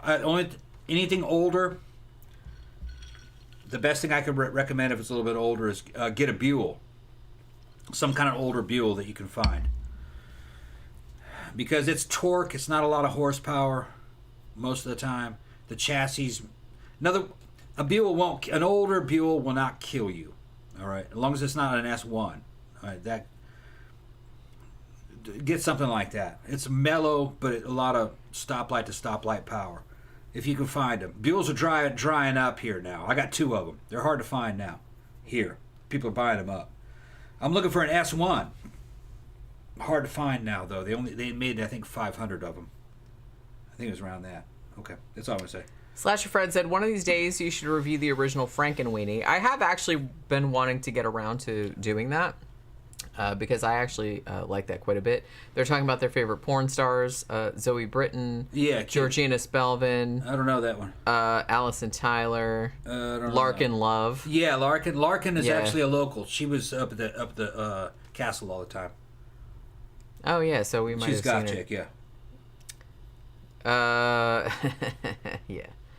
Let's see. Schizophrenia, The Horror Mangler, the weirdest movie you will ever watch. I don't know. There's like a lot of... Gramthars says, why do people still go to nasty porn video places on the side of the highway when there's free porn everywhere? Hookers. Well, maybe some people just like that experience. I don't know what's going on in their head, but maybe there's something... Maybe some people still find it like impersonal to... just like be able to access whatever porn you want. It's just kind of like maybe how people, even though you can like digitally access any music you want, like some people just want to go to the record store and get like the vinyl, you know what I mean? So maybe it's the equivalent. It's like the hipster equivalent. It's like a porn hipster. That's what it is.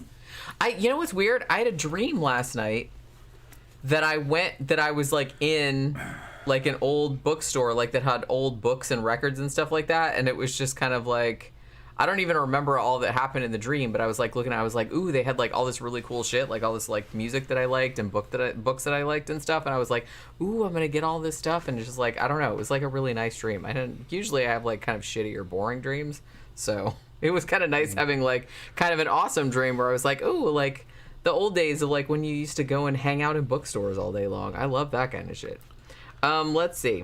Slasher Fred, the channel's HBO Max, Cinemax used to show some adult programming during the 90s and early 2000s. Yeah, they didn't call it Skinemax for nothing. Yeah.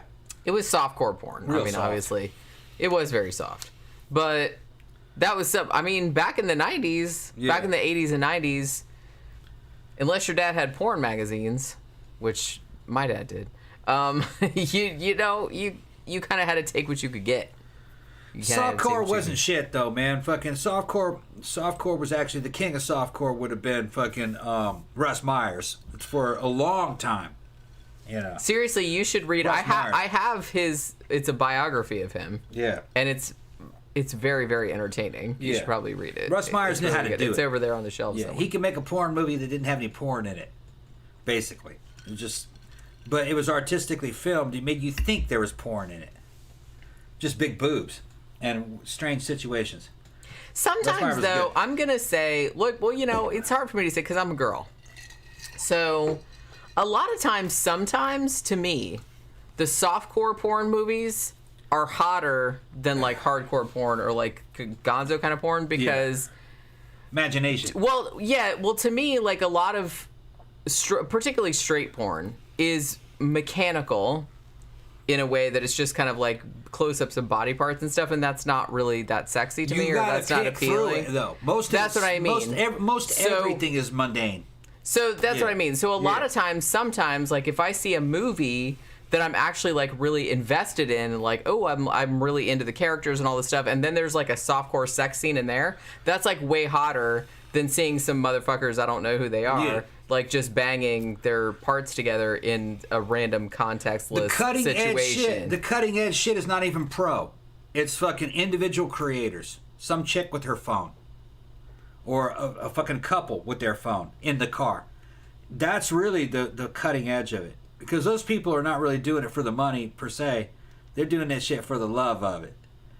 The pro shit is kind of stale. A lot of it. Well, a lot of times you just kind of feel like they're just doing it, like I said, for the money, and a lot of times, particularly like if you're a woman, like watching porn, I kind of feel like a lot of the women don't really look like they're having that good of a time. They're just kind of like, yeah, great, okay, where's my money? The best of the pro stuff, it peaked with fucking Belladonna in the 90s. See, now, I thought she was great because she looked like she was legitimately having a blast. Well, that's because she would not work with people that she didn't know. It was like groups of friends, and the way they did it was right, and she was way into that shit. Yeah, she was super into it, and you could tell that she was super into it. And they're not making her screw anybody she didn't like, okay? They were all friends of hers. So you're going to get better product.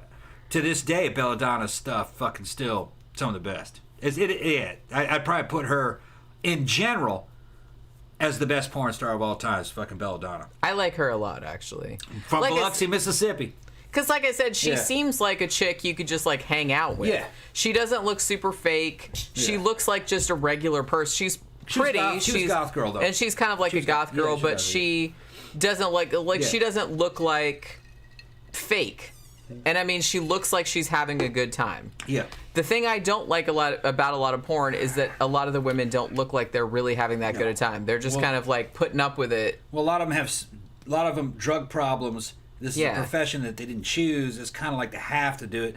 And a lot of it is kind of like, that's the demo tape for fucking prostitution services. Fucking, yeah. They're not happy people. And it comes across, so it's just kind of like, yeah, okay, whatever. But Belladonna cream pie, whatever. Belladonna was at a time where the internet wasn't fully matured, so they could still make a lot of money through VHS. Well, and she and there wasn't a lot of competition then. And she kind of was kind of an entrepreneur too, because she has like a whole bunch of I don't know about now, but a few years ago, I was at Fair Villa, like the big adult superstore, here in Orlando, and she has a fuck ton of branded toys and clothes. Branded products. So she's very entrepreneurial in that. So she's really into it, and that really comes across in her stuff, which is probably why I like her stuff more than any other things. But like I said, in general, and like I said, I'm not speaking for everybody, obviously, because everybody's different. But in general, women tend to prefer written erotica, because you can fill in your own blanks. You can fill in your own imagination. They like to come up with their own shit. They don't really... I don't really like a lot of the visual stuff because it takes you out of it. You know what I'm saying? It doesn't leave any room for you. I'm just watching two people. I don't know who they are. Yeah. Or 2 people, 3 people, 5 people, whatever it is. They're just banging, and I'm just okay, but who are these people? How do they know each other? This is not... It's not all that hot. Yeah, now this... It sounds strange talking about porn in the mainstream, but it's not strange. It never was strange. It goes all the way back to fucking ancient Greece, the cradle of Western civilization. They had a profession of women called porne. And porne, that's where the word porn came from. They were porn stars, but they didn't have TV. It was live. You hired them to come to parties. And they had famous ones and super expensive ones. And they would do live shows at parties. And if the money was right, it was, audience participation at the party. And a party back then was, you see that shit fucking, in some of those Roman movies, what was that Gladiator movie where, they hire a bunch of entertainers to come over. But they were not slaves, they were free women. Some of them might have been, but they were, free women also did that too. And Rome had that kind of stuff. They didn't have just prostitutes. They had nude dancers for parties, which were porn. Performers. They were performers. And my understanding, some of the gladiatorial events also kind of had things like porn, and before the hunts would happen, which they were kind of strippers basically. And the Colosseum was filled with prostitution. You had prostitutes working the crowd too. There's a lot of and so this was always part of civilized Western society. The venue changes, the method of delivery changes, but it has always been around. Sex and violence, big sellers, big way of moving up. One of the Roman emperor's wife was basically a porne, and everybody knew it. But everybody loved her. She was great. She was evidently a real competent, intelligent, self-made woman. Although the Roman aristocracy were horrified, but she was an empress. Well, I told you I'm actually kind of fascinated by it because, for a large portion of human history, women didn't have a lot of the same rights as men. So when you see stuff, I read this great book about Victorian era women that owned brothels. Yeah. And like taking a peek into that lifestyle is just fascinating because, they had like all the I power. said, in a lot of ways they had a lot more power and a lot more freedom than women that were more respectable at the time. Yeah, like other people like maybe looked down on them a little bit, but fuck them. Not so much that it like affected their life in any significant what she's talking way. about is that was stuff that was happening in the South. You had very powerful brothel owner women that were heavily connected with law enforcement and fucking the governors and fucking mayors. And they were doing things like throwing elections. In other words, making sure a certain candidate won an election. Law enforcement was helping them, and they were even doing things like assassinations and shit. Political assassinations. Don't underestimate the people of the past. They were every bit, if not more competent than people of the present. They didn't let the paradigms of their time hold them back. They played through that shit. Or they made those limitations work for them too. People were crafty. They're always crafty. You know? Well, there's always going to be like that kind of upper tier subset of people that even if they see like all the limitations of society, they're like, well, how can I work that to my advantage? Exactly. That's what they were doing. And like I said, I kind of feel like that's why I'm fascinated by women that, you know, own brothels and stuff like that. Like back at a time, like I said, when women weren't really allowed to like have jobs or anything like that. But they found like a way to work around all the rules, and honestly, like it's really, really admirable, I thought. Even in the Greco-Roman age, on paper, women didn't have much power, but that was only on paper. The writers of the time said no, they were actually like the power behind the throne most of the time. Men listen to women. They do. No, they don't. Yeah, they do.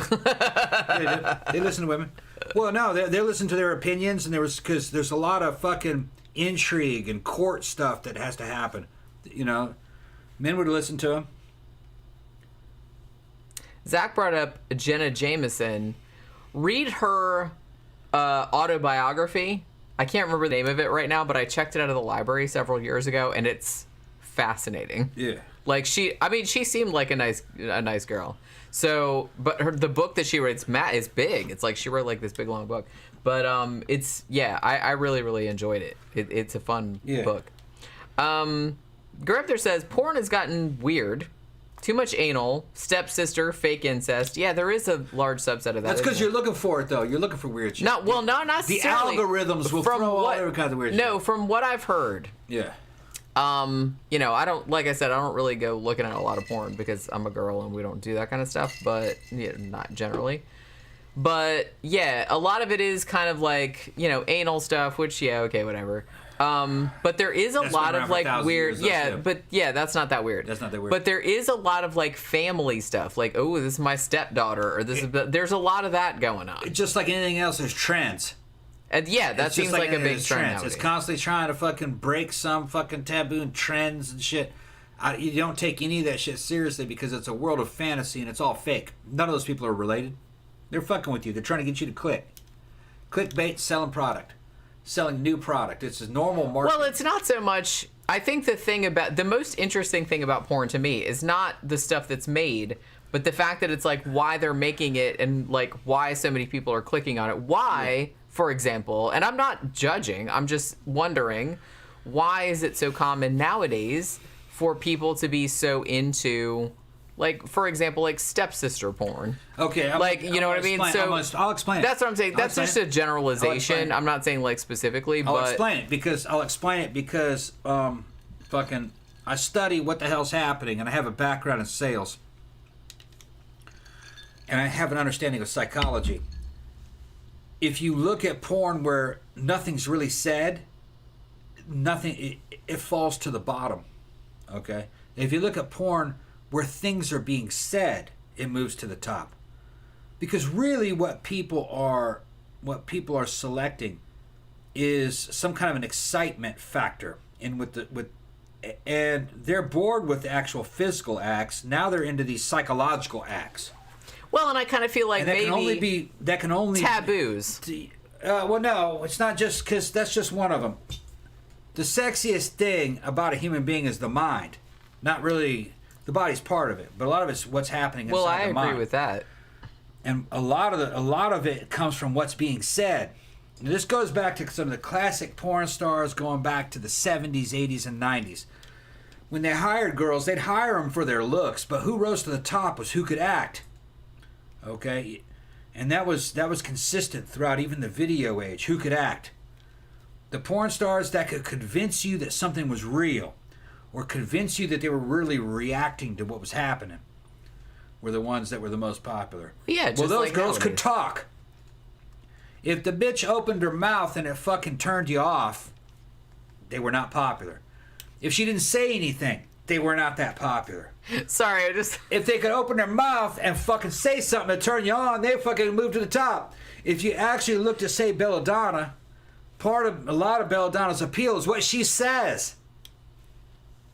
Because she sounds, she sounds authentic. She says things.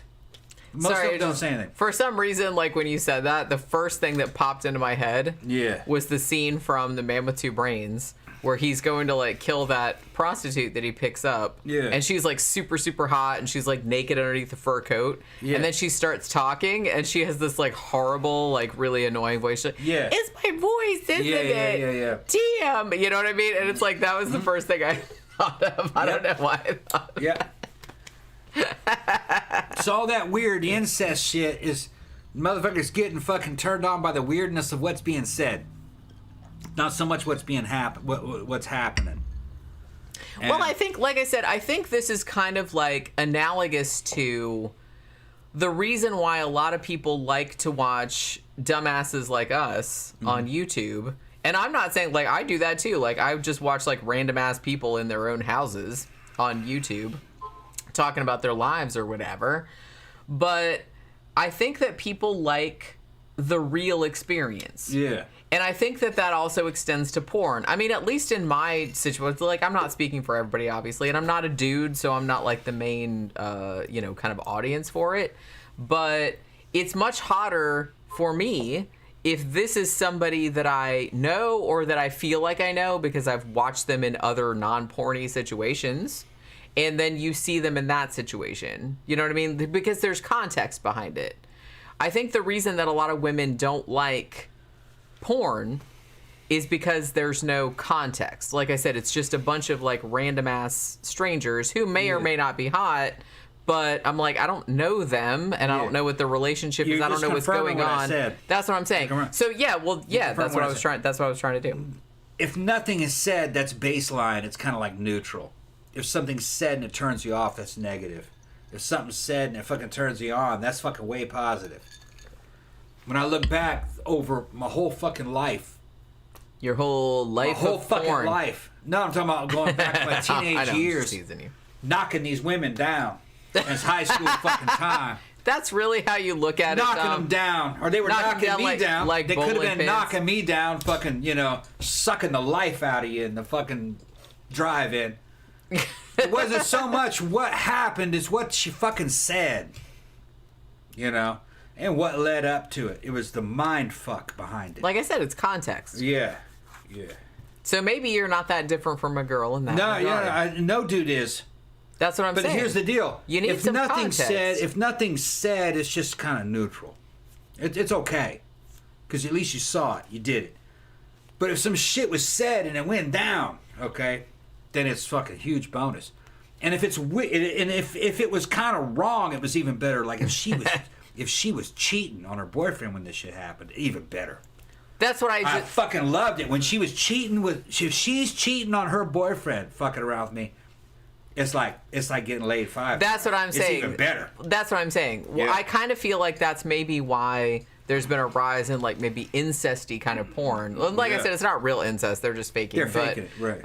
But I think there's maybe because it's taboo still. Yeah. I mean, that's still like a big taboo. Like incest is still a taboo. So I kind of feel like anything that's kind of like naughty and wrong, there's always going to be more of it. I don't think that necessarily like equates to like people doing that in real life. I just think that because the reason that it's so popular is because it's not right. Yeah. Because you're not supposed to do it, and that makes it like dirtier. Yeah. So people are like way more into it. Yeah.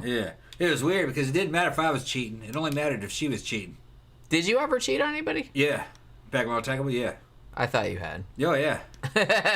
No, I. He's like, oh yeah. Oh yeah. Yeah. Well, I wasn't like I was married to him or anything. You know what I mean? Just dating. Gramthars was there. A lot of that high school shit I did. Yeah, you cheat on him. But you know what I mean? You're fucking in your teens. You weren't gonna marry her. That bitch was gonna go off to college in a year or so anyway. You knew it, you know. But it didn't matter that I was cheating. It mattered if the girl I was messing with, if she was cheating, it was even better. It was kind of like being dominant over some other dude. Well, yeah, I can see. That's kind of like what it was. It was like that, yeah. Like, yeah, I got your woman. You're indirectly. Yeah, I got you. I stole your woman. Oh, I was fucking into that. Yeah. Well, you're still kind of into that because you used to tell people. I mean, you haven't said this in a long time, but for a long time after we got together, he used to tell people that he stole me from my I took that shit, but it wasn't true. It's not really. Not really. No. I was already like 95% of the way out, like when I started hanging out with you. You just kind of gave me that impetus. It's like, maybe I should just get the fuck out. Yeah. You know what I mean? But yeah, you didn't steal me. That's the thing. It's You're already going. Yeah, I feel like that's kind of like, yeah, you can say that if you're fucking around, but you can't like really steal anybody, like because people have their own. Here's like the thing. fucking. Taking another man's woman really was only a big thing when you were in high school. That's what I mean. After later on, it didn't matter that much. Once you're old, like I said. When I met you, I was what, 37, 38? Yeah, and like you were older than that. Almost 40. I was 40 maybe. Yeah, you were like 39, 40 or 41 or something 40, like that. So it's like way too old to be like indulging in that kind of shit. No.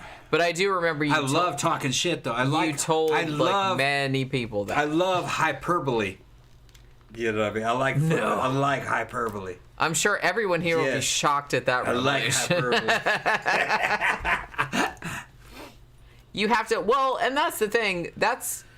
It keeps me jacked. Well, that's kind of the thing that people don't. It keeps me jacked. And I think everybody understands it now. But I think when you first moved here to Florida, because I've been here my whole life, but you just moved here like whenever it was, 2008 or whatever the fuck it was, 2009. And I think at first, like, people didn't know quite much what to make of you. Like, people, like, you worked your way up in the scene. Like, people liked you because you're a very friendly person. You're a very outgoing person. And so, like, but there was a contingent that were like, well, he's kind of an asshole. They didn't realize I had a sense of humor. And the thing about it is that when I first met you, like, even some people I knew were like, man, he's kind of an asshole. I'm like, yeah, he is kind of an asshole, but... It's fun. Like I know I'm an asshole. He knows he's an asshole, and a lot of that is just like bluster and like being funny. Yeah. Like he doesn't actually. I don't think. I mean, I've known you for a long time, but I don't think you actually believe that you're kind of like the best thing ever. No. Like all the shit that you say. So I'm like, a lot of it is just for comedic effect. Yeah. You know what I mean? Yeah. And I think a lot of people didn't really get that. They're like, man, what? Well, it took him a while, I think. That's like he's like an arrogant jerk. But yeah, like after, like now everybody knows what your shtick is. So they're just kind of like, okay, we get it. It's Tom being Tom. You know what I mean? But I think like when you first arrived here, you know, opinions were divided. When I first started hanging out with you, I got so many... I got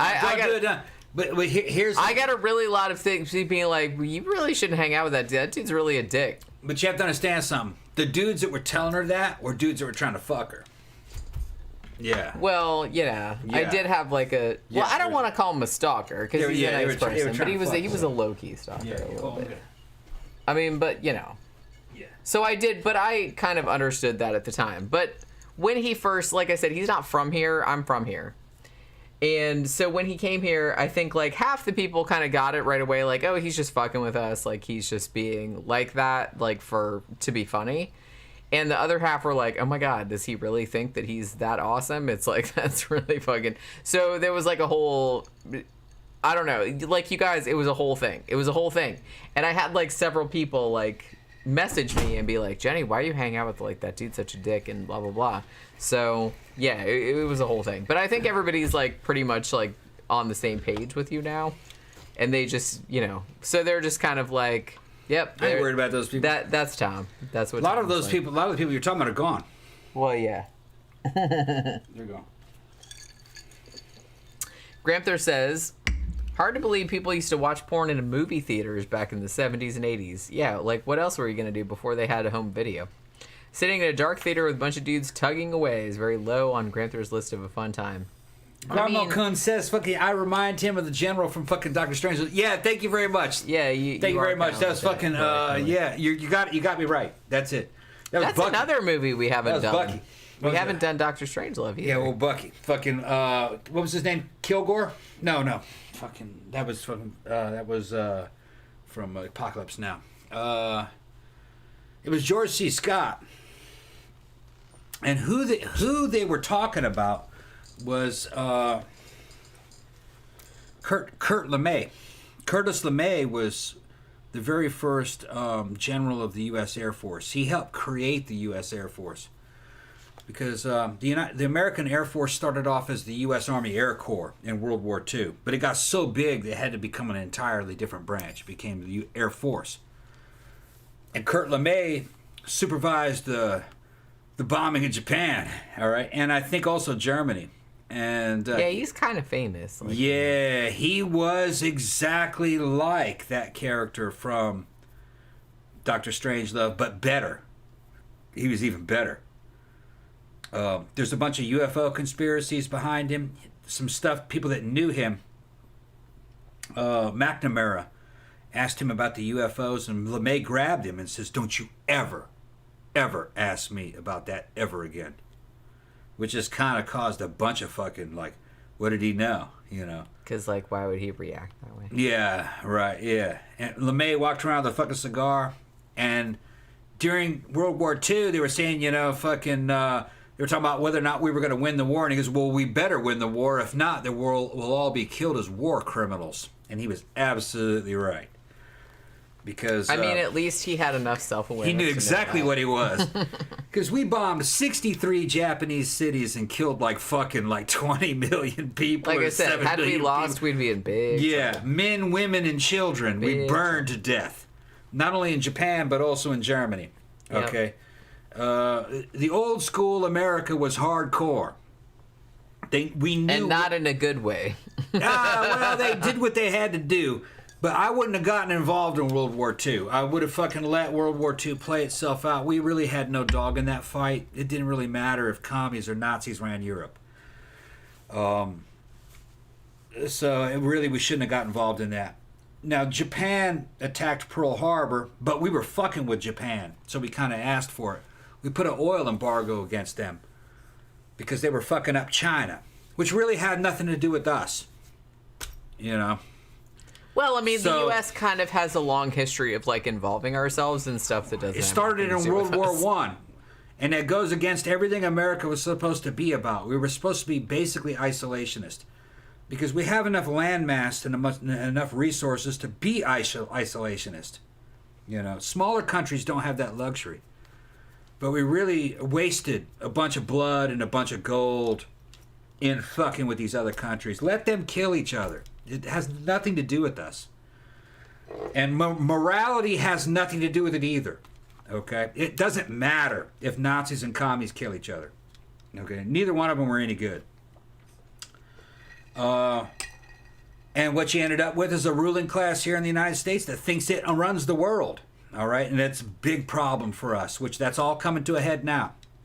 We cannot tell other people how to live. We do not have the military to do so. All right? These people are fucking dreaming. All right?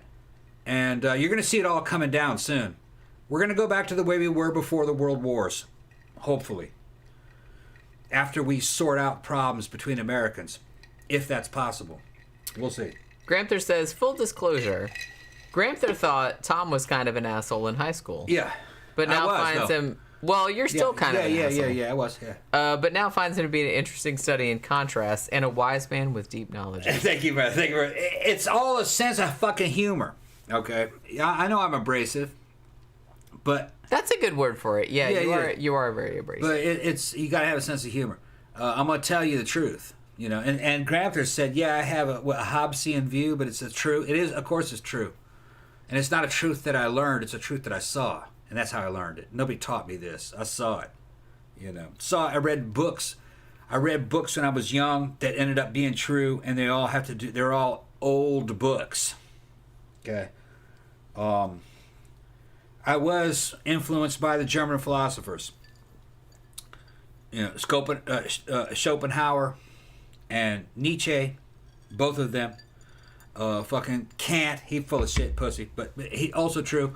And in Buddhism, some of the tenets behind the truisms of Buddhism. I'm big into that. Very much into the Bible. Fucking read fucking Decline and Fall of the Roman Empire, the long version. Okay, with the fucking big, I think it was 4 or 5 fucking huge books. Boring as fuck. But you see how history just repeats itself over and over again, and that there's no hope. You give up hope in this. Okay. Oh shit! Look at this. Florida. But Gibbon was great. Thunder, occasionally. So, and coming up in a military academy as a kid, I have what you would call a classical education, and that's held together over time. Humans are what they are. You're not going to change that. The ancient people, we laugh at them. We think they're savages, but they were the way that they were because of how we are. And you're not going to change that. The future is going to look like the past. There'll be technology, but the future will look like the past. Because it has always been that way. We're in the 21st century. This is a temporary thing if you're an American and in the West. It will revert to the mean. Because it always has. And it's happening now. And that's a good thing. It's a good thing. It'll all work out. Difficulties and trials is what make people strong. It's what make people happy. If I put you into heaven where you had no problems, you'd be miserable. Well, it'd be boring after a while. Yep. I mean, the thing about it, though, I kind of feel like, obviously history repeats itself, but every time that it goes through the wheel, we make like a tiny like centimeter of progress. But it takes a really, really long time. But most of that progress is usually technological. It's technological. Usually technological. Mostly technological. Which, like I said, and that's nothing to sneeze at, because that does actually like make life better for many, many people. And we've made like strides in a lot of other ways too. But yeah, I mean, we always have that kind of like thing that we have to fall back on. But we all lived in one of the greatest parts in all of fucking mankind: the advent of the internet. The internet changed things. I never would have imagined it. I was listening to Billy Idol's album Cyberpunk, where he fucking foresaw all this shit. He was reading the right shit about what virtual reality and internet, how that would change the world. He was right. It's creative and destructive simultaneously. To make new things, you destroy most everything. Things. The act of creation is also an act of destruction. It's a single act. And we're living through that right now. The main question for humanity right now is, will we become cyborgs and become machines, or will we remain human beings? We're in what Frank Hubert would call the Butlerian Jihad. Okay, that's what we're doing. I am fighting for humanity, that we shall remain machines. We shouldn't become cyborgs. We'll remain machines? We will remain humans. I'm team cyborg. Yeah, we should not become cyborg. If you take cybernetic implants into yourself and hook yourself up to into the internet, you'll become the Borg from Star Trek, and you won't run the Borg. Some billionaire will. He'll be given godlike powers over you. More power than any government. And it'll become a totalitarian system. Do not become a cyborg. Honestly, I'm kind of more of an advocate of... I like some of the ideas of being a cyborg, but you have to retain like a certain percentage of... You must be an individual. Humanity. Right. Sure. Because what will happen is they'll try to do something out of Black Mirror. You remember those Black Mirror fucking warnings? Yeah. That's what they'll do. Because if they were... Look, take this free implant chip... and you can upload yourself to the internet and you'll live forever. But in the fine print says, but we'll control everything you do and say. And if you piss us off, we'll delete you. That kind of weird shit. And then they'll control you. You can only have that shit if you're free. You want to take that shit if it frees you, not if it entraps. Well, see, the thing about it, I think that I was randomly thinking about this earlier today. I was like, because I know we've talked earlier about, for example, like downloading our consciousness into like an avatar, like a cyborg type of body. In an internet. Which, like I said, I would be totally down for that.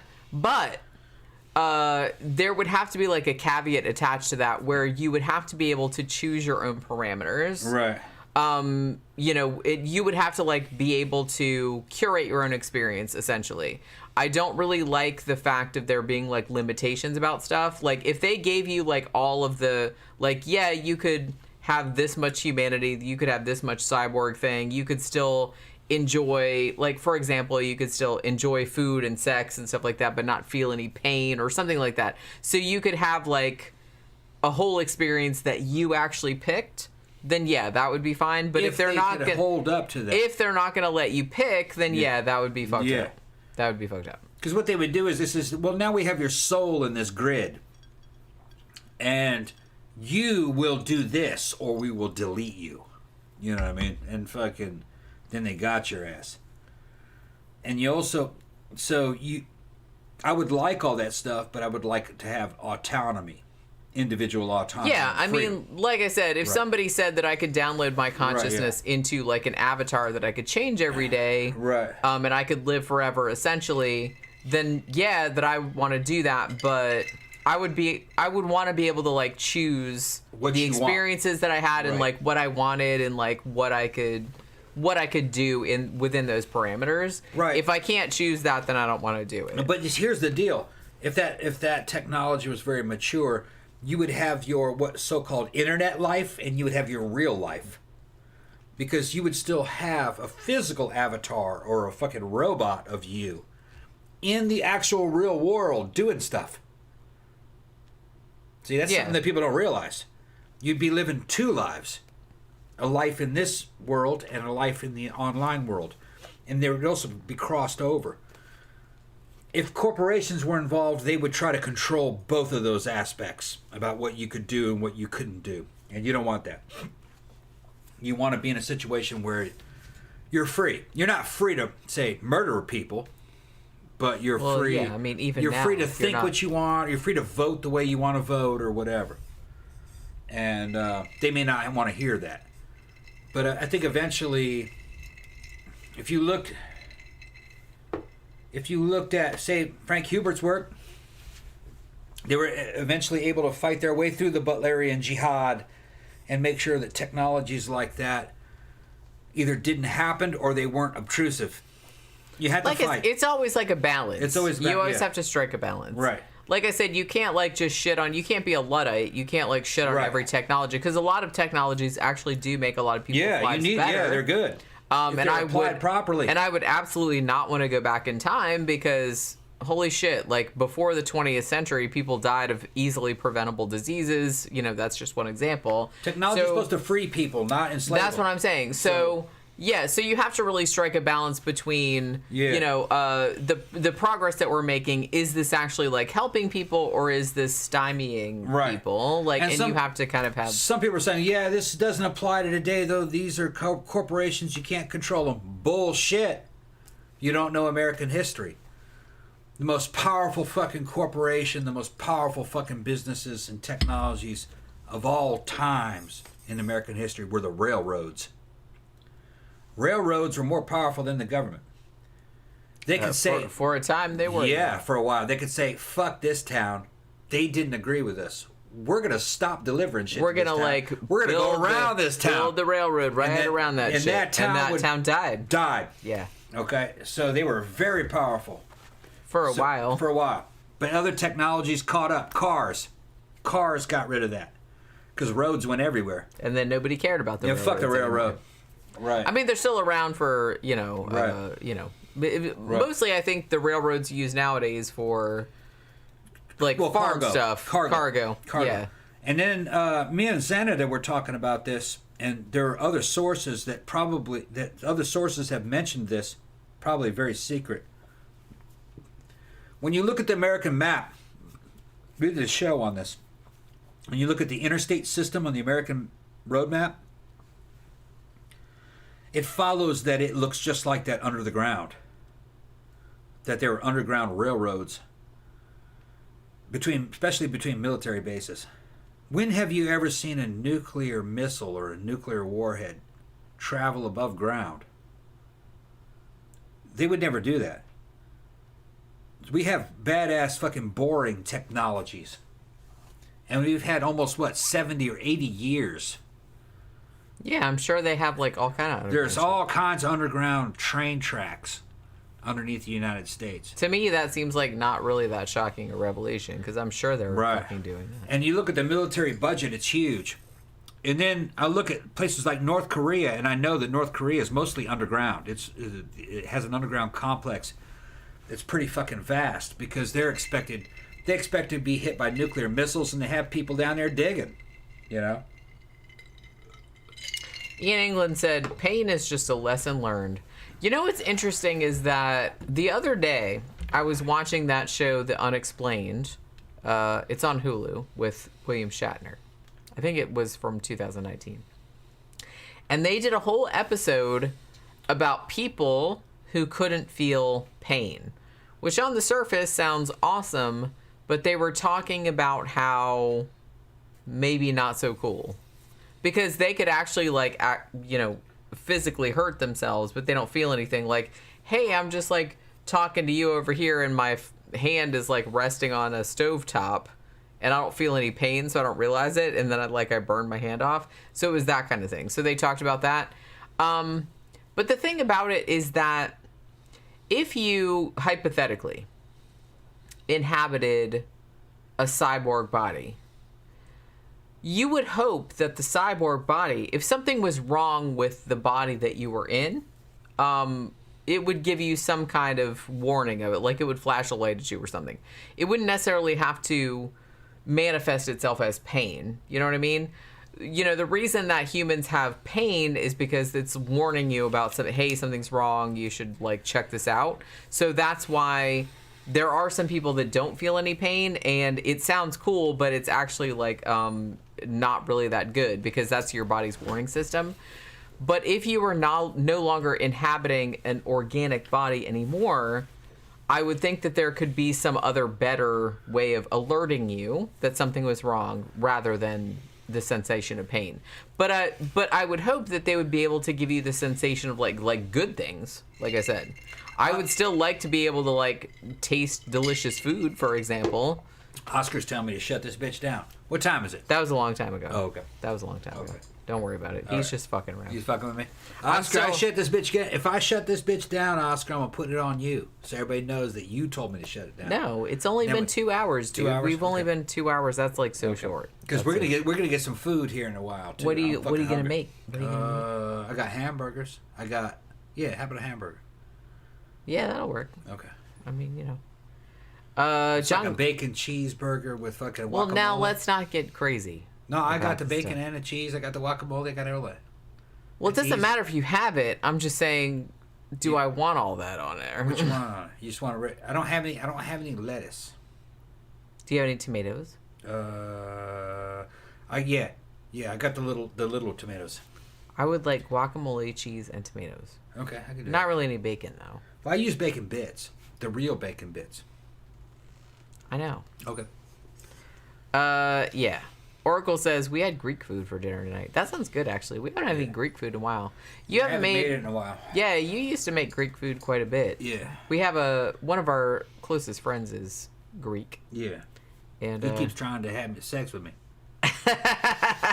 That's all time. So they're trying to be these Greek dudes just trying to have sex. I said, look, I'm not Greek like that. And he's like fucking busted in. I was like, no, I can't do that. Your wife will get mad. And she's like, fucking, no, she'll videotape it. No, I was fucking around. Probably. I'm fucking around. That's usually That's Dimitri. That's what most of Dimitri Pappas and his fucking wife. I'm always fucking with him about being Greek and shit. They fucking we'll be sitting there, we'll be talking serious business or something, and then fucking he says something about fucking gay this, and I said, well, you're Greek, you do that shit, and he's like, oh man, fuck you.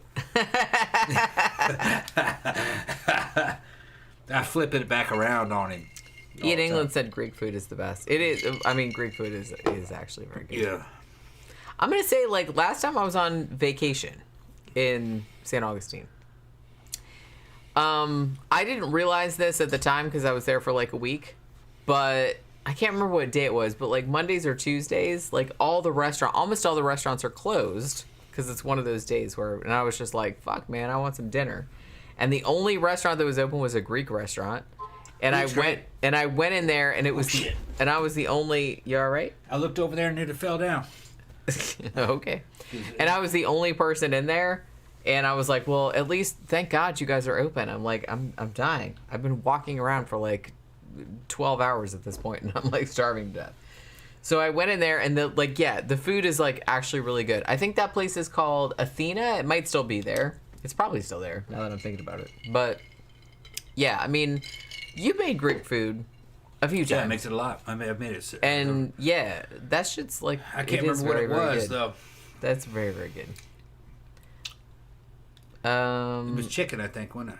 I can't actually remember. Yeah, it's been a long time since I made it. John Gora said, you should do a show on Susan Cabot. She was a B actress, worked with a lot with Roger Corman. That was a long time ago. She was well, obviously. You must be way back. No.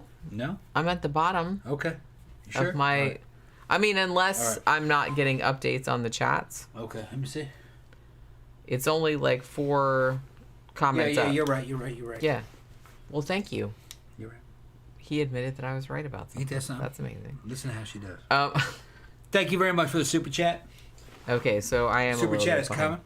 But said she was later involved with money super chat with deep state intrigue in the Middle East. There you go. Thank you very much, John Robertson. Hey guys, made a live stream. Finally, love you guys. Finally found a cheaper Vincent Price collection. Ooh, with several films on it.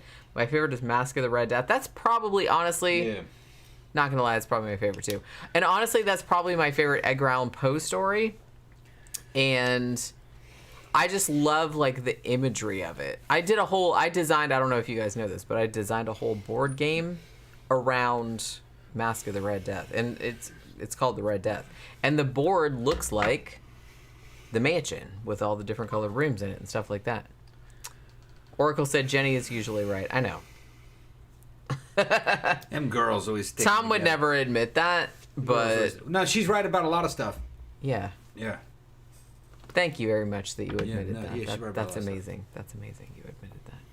But yeah, so... She's not like me, though. She can't predict the future. I predict the future. I'm fucking Nostradamus, okay? I don't bother predicting the future because... Why? To me, it seems like a pointless exercise, and I don't. Because I'm a man. And I don't really like pointless exercises. Because I'm a man. I don't like pointless exercises. Okay, all right, go ahead. To me, it seems like a waste of time.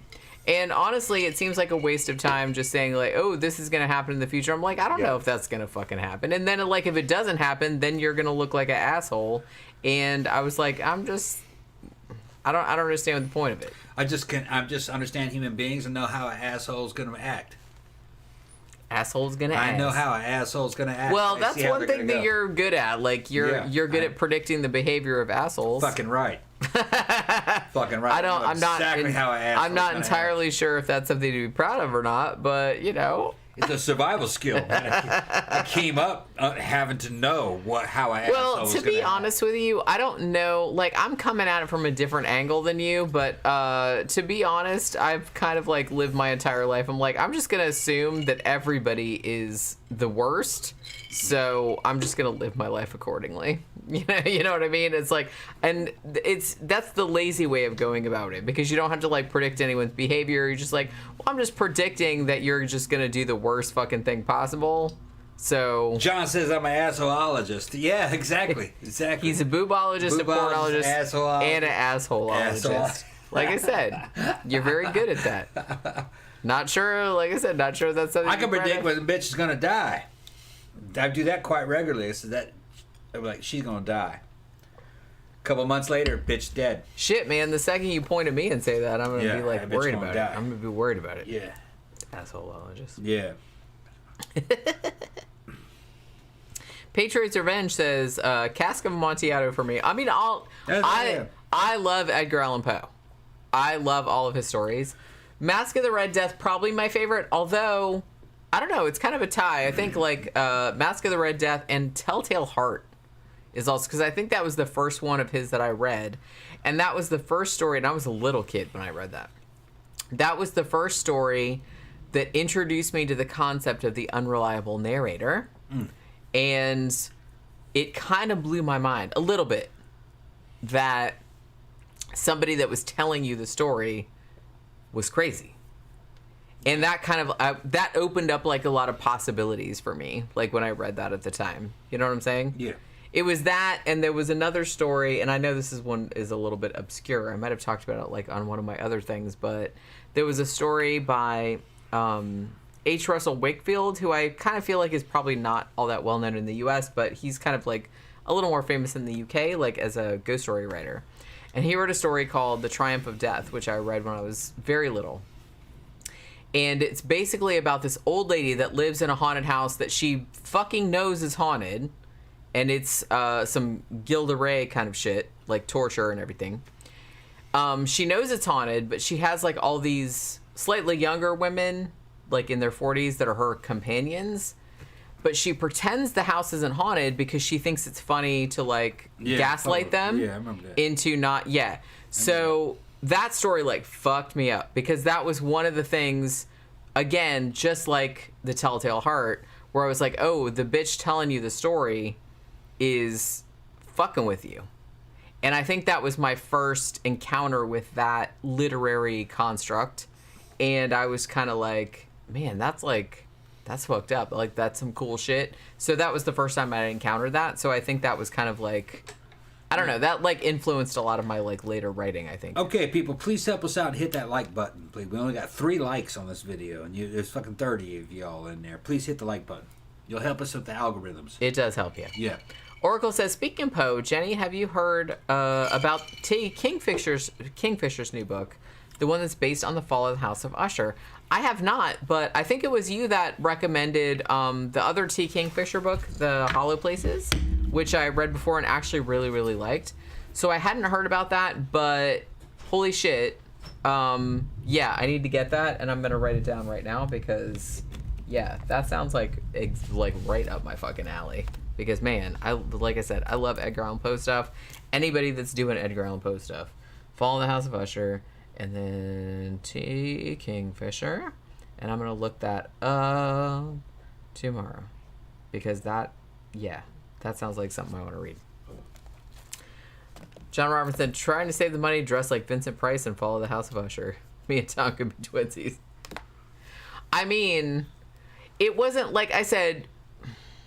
The Vincent Price one, it was Roger Corman. They didn't have much money.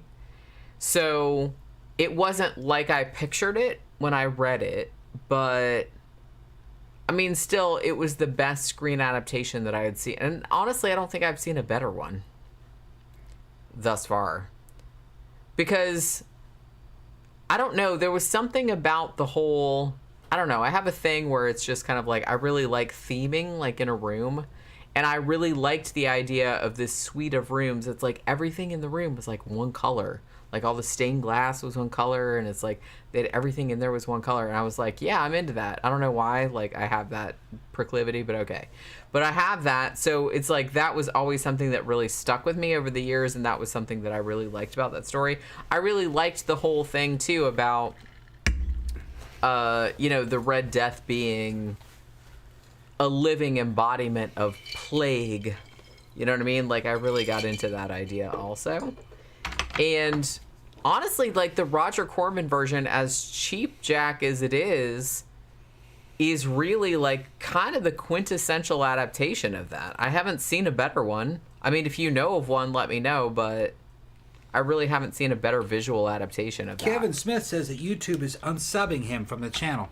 Ain't that something? Well, they play games, man. I know they play games. A lot of people have complained about that kind of stuff on other channels that I listen to. I don't think I've had problems, but the thing about it is that I subscribe to so many fucking channels that if somebody unsubbed me, I would not notice, to be honest with you. I mean, I think my subscriptions, how many do I have? It's mostly horror channels, but I have like a bunch of other ones in there too. History kind of channels, true crime channels, cooking channels. I have all kind of crap in there. Booktube kind of stuff. You know what I mean? Yeah, Oracle said it's so right up your alley. Yeah, that sounds exactly what... Because like I said, I really, really liked the Hollow Places. So that meets Edgar Allan Poe. Yeah, I'm into that. I'm into that. Camp Guy said, I remember the first book that made me experience emotional sadness. 9 years old, Where the Red Fern Grows. Holy crap, man. We read that in school. I can't remember how old. I was maybe 9. I think I was in elementary school or junior high. And fuck, man. And like, not only did we read the book, but then like we watched the movie adaptation of it. And I was just kind of like, why the fuck? Why you want to do me that way? And it's only gotten worse over the years because when I was a kid, excuse me. When I was a kid, bad enough that you're going to, like, kill a cat or dog or something like that, but... And I didn't like it back then. I like it even less nowadays that I'm older. But, yeah, like, we went through that shit, too. But, I don't know, like, the first thing... a lot of that stuff kind of, like, influenced me when I was a kid, but... I think the first thing that... Like I said, I read a lot of Edgar Allan Poe. I read a lot of H.P. Lovecraft and stuff like that when I was little. And that kind of, like, influenced a lot of stuff. But I think the first thing that influenced me in the sense that this is what made me want to be a horror writer was reading Books of Blood by Clive Barker. Because no one stopped me. Like, my parents were just kind of like, whatever, like, do what you want. So they would take me to the library. And I checked Books of Blood out when I was probably 10 or 11, like much younger than probably anyone should read that. I'm just saying. And I read it and it blew my fucking mind. And I'd read Stephen King like up to that point, but after I read like Clive Barker stuff, I'm like, oh my god, I want to do this. I want to do what this guy does. Because the shit that he came up with, like Stephen King shit is awesome. I'm not saying that, but it wasn't anything that was like way outside of my own imagination or my own experience. Whereas Clive Barker, he was on like a whole other level. Like he was coming up with some shit that I was just like, I didn't even think of that. How did you even think of that? And that's amazing. So I think that was what made me want to write horror. Oh, look, Pookie's on the show. Yeah, she's playing all kinds of games. What are you doing, Pook? She was up in the apartment, up in her little apartment for a minute, and then she came. Well, she goes up in the apartment, but if you come out of the, because the apartment is like right there outside my office, if you come like right out the door, and if she wakes up and sees you and you talk to her, then she's like, oh, that means it's playtime, and she'll like, comes out. She'll be like, and she'll come out and be like, what are we gonna do? Yeah. Are we gonna brush? Are you gonna like give me some treats? Or are we gonna like throw some mousies? She tried to pull me into the apartment, bite my hands down. What are you doing? And she came down. Oh my goodness. John Gora said Old Yeller had us all crying in grade school. Yeah, we did Old Yeller too. I mean, I don't really understand. There was a whole like subgenre of shit they made you read in elementary and junior high where they killed cute animals to make you feel something. I'm not really sure what that says about us as people, like in the 1980s. No, we're trying to get you to cry. It worked. Yeah. It worked. And to be honest, like, we read this stuff. Like I said, Where the Red Fern Grows and Old Yeller. We read both of those, and we watched the movie adaptations. And that's the thing. Even back then, I was just kind of like, why? I'm in school, and it's bad enough that, like, people are already, like, there's a whole like situation where people are like, oh, you're not cool or whatever, and then it's like you're watching a movie about like a dog getting shot, and then you're gonna cry about it, and then people are gonna tease you about it later. Well, what about Watership Down? That too. Yeah. Fuck, that was British. I read the book too. Did you read the book? No, just the movie. The book is, if anything, the book is probably worse. Yeah. Not even probably. It is worse. That was a World War II allegory. It was, yeah. I mean, the book was, like, really upsetting. And then, like, when... Well, that was the thing. I kind of feel like in the 80s, they wanted to make you feel as shitty as possible. Or I don't know if that was what it was, but they just wanted you to, like, deal with the world, I guess. And they were trying to teach you something. They were trying to teach you something. Yeah. Yeah. I mean, that's why I think a lot of, like, 80s entertainment that was ostensibly for children was, had some pretty fucked up shit in it. They're trying to teach you that you got it good. That it could get a lot worse. That's all it was. I fucking loved it as a kid.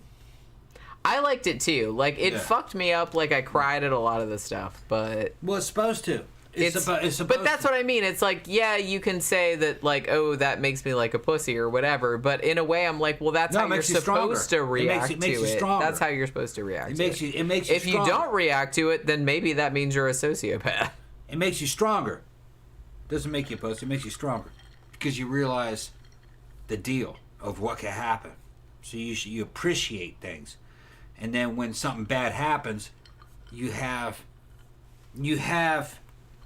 something to relate it to. Oh yeah, this is like in Watership Down. When that happened, no, I can overcome this. I just saw a video of I saw some shit. Just fucking, man. Tom saw some shit. Somebody posted a video of these guys on the side of the road with video cameras and tripods trying to record something, and a car in traffic stops, and a young black dude jumps out and says, "Are you videotaping me? Are you taping me?" And he's bowing up like he's a bad motherfucker, like, "Hey man, no, it's okay." And he swings at the guy, little short, fat, stubby white dude. Okay, these are dudes. The black dude is probably 20 something. The white dude was maybe 30. That little short, fat white dude fucking hit that dude in the face with fucking spray. Mace. And that little black kid, I'm going to call him a kid because he was only 20. Lost it. He's crying, stumbling, and falling around and bouncing off of shit.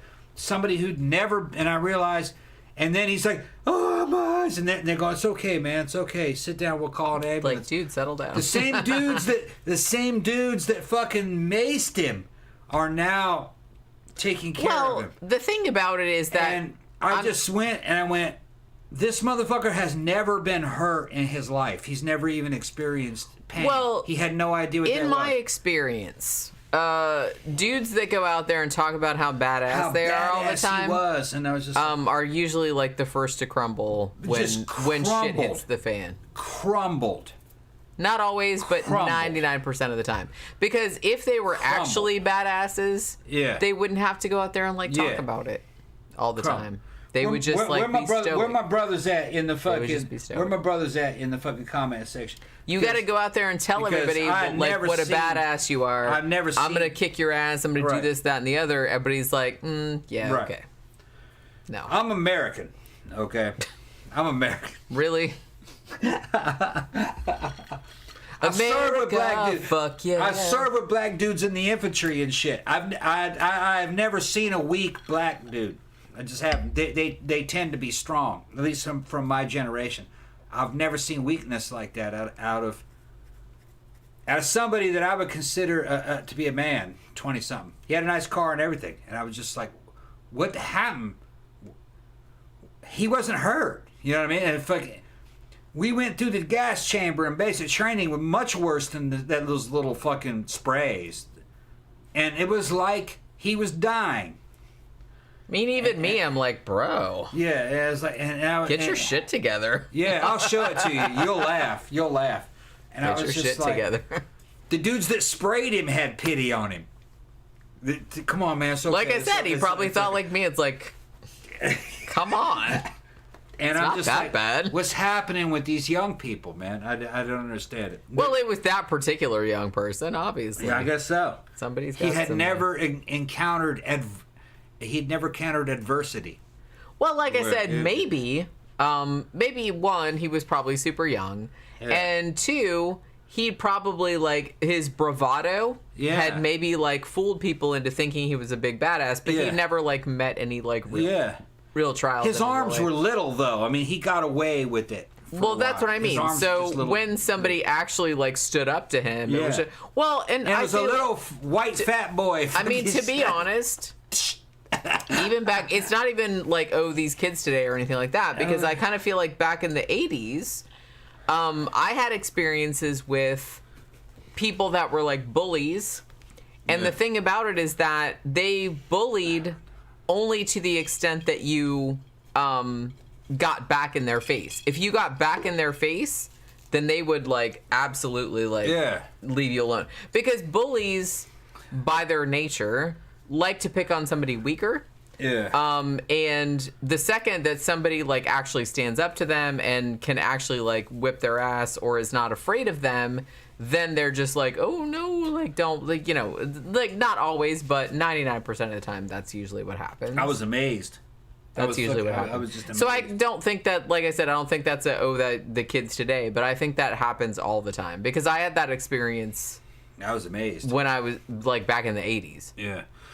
He came up out of that car the way he was walking, and I looked at his face. I didn't look at his body. I looked at his face in the video, and he looked like he was getting ready to whip somebody's fucking ass. But no. But like I said, the second you spray him with I'd have been scared. But then he crumpled.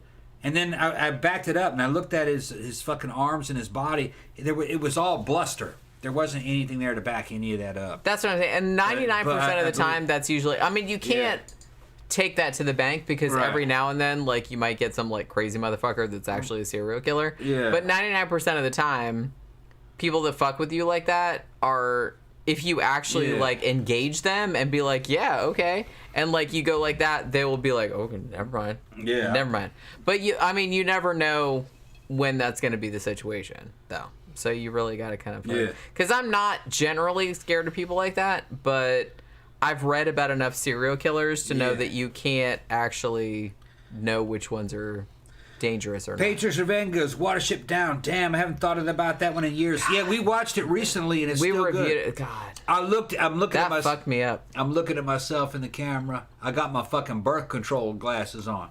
You know it's bad when I'm wearing my birth control glasses. I like those glasses. I broke my other glasses. So I had to Did you sit on them? You sat on them. No, they just wore out. I broke my fucking birth control. I got to wear birth control. Damn, I was going to tell you about that.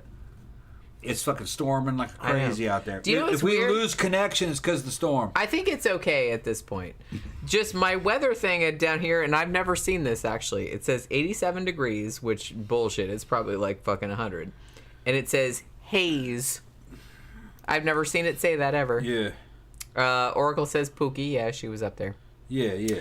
Guama says, for me, I just gotta watch The Land Before Time and I'll ugly cry. Oh my god. Yeah, I don't want to watch that again. Land Before Time, which one was Land Before, that was an animated one about the dinosaurs. I haven't seen it. I gotta see it. Honestly, a lot of times... I remember Land Before Time, or Land That Time Forgot. That had fucking Tor in it. Tor Johnson. That's a totally different movie. Yeah, I like that one. That's a totally different movie. Good movie. Saw it in theater. Yeah, Oracle's talking about Watership Down. My heart has joined the 1,000 for my friend stopped running today. Yeah, it's like... Yeah.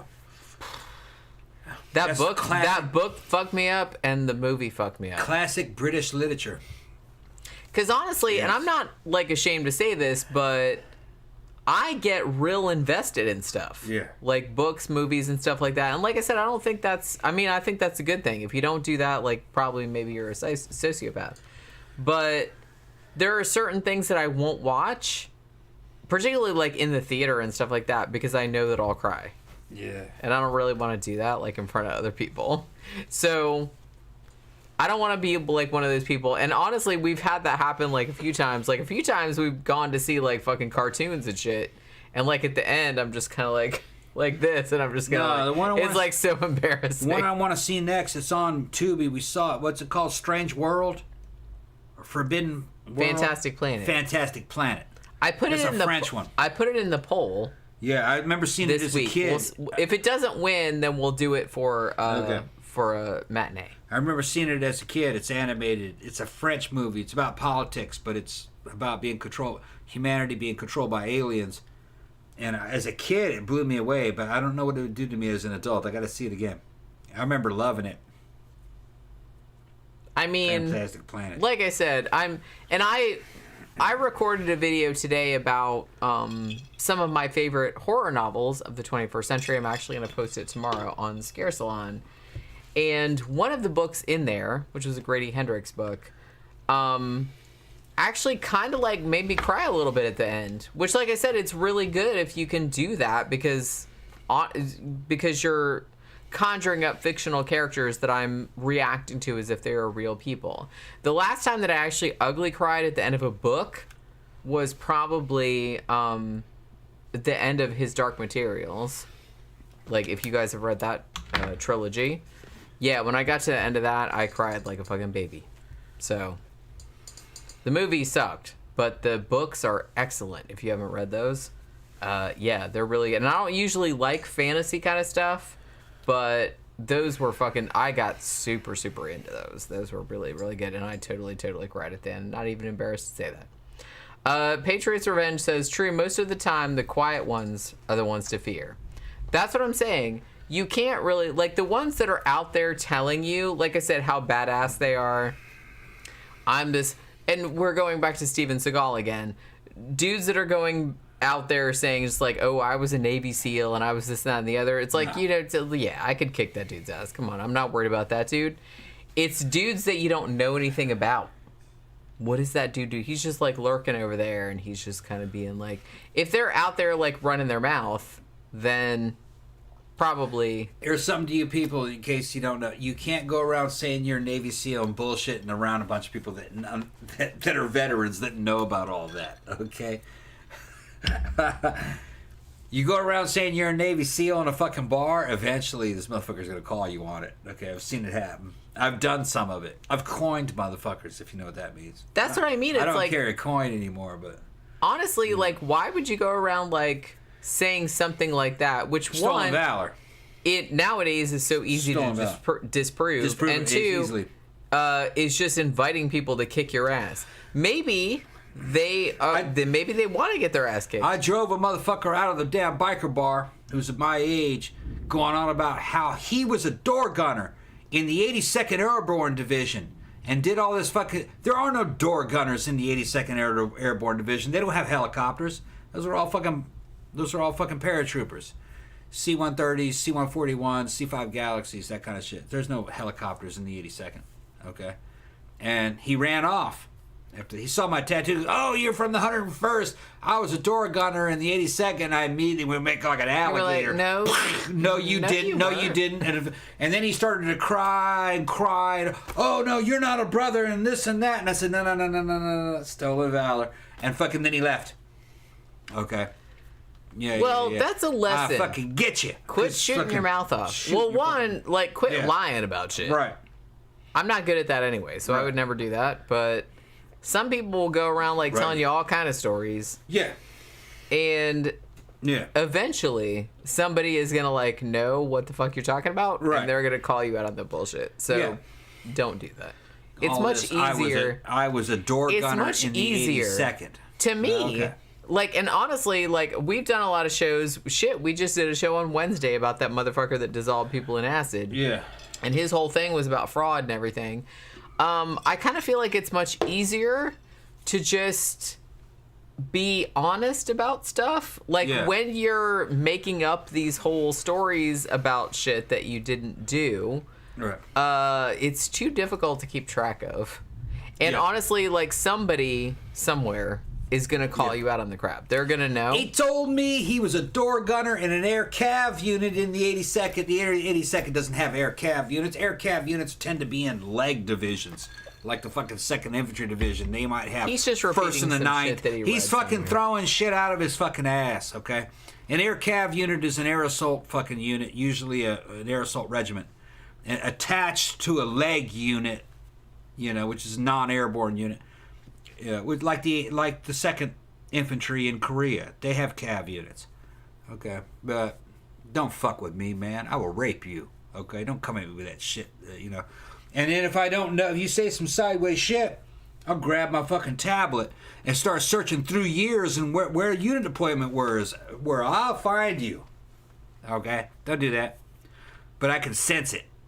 I sense it from dudes. Well, like I said, the more that somebody wants to tell somebody about some stuff and like brag about stuff, the less likely it is that shit. I got shit I can't even brag about because I didn't know. Xanada said, "Do you realize that you were in Tiger Force?" And I was like, "I wasn't in Tiger Force." And then I went, and I'm like, "Oh yeah, I guess I was in Tiger Force," which is the CIA front unit, first in the 327 Recon. I was in that unit. In Vietnam, it was called Tiger Force. I didn't even know that. All right, and my platoon, it was only 40 dudes, committed probably one of the largest amount of war crimes pretty much ever in the U.S. Army history. They were beheading babies and kicking it up the snatches of fucking Viet Cong women. They were doing weird shit. Yeah, like that's some horror novel shit right there. Well, they were fighting insurgents, and they were being told to do this by the Central Intelligence Agencies. You know, this is before mercenaries were around. So they were making my platoon do that. It's on Wikipedia. I'm not lying. But they I didn't say that. I'm telling the audience. First 327th Recon. I was in that platoon. Matter of fact, I got fucking the tattoos. I got the yearbooks and shit to prove it.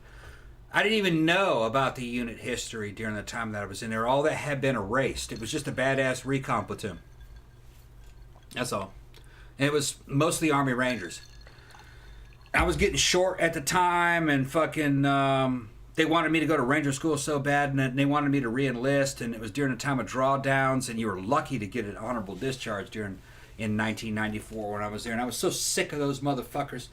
Then they basically kind of kicked me out of 1st 327 Recon to do my last fucking 9 months in the line. Fucking Alpha. I was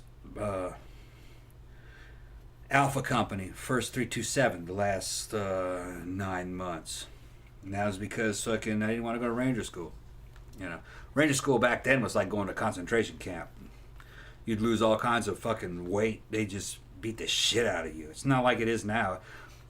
If you're in the Army now, you're a fucking pussy. Send me a fucking. You can send me a message, an instant message. I'll tell you why you're a pussy. It's all easy now. Back in the 90s, that shit was tough, and it was even tougher in the fucking 80s.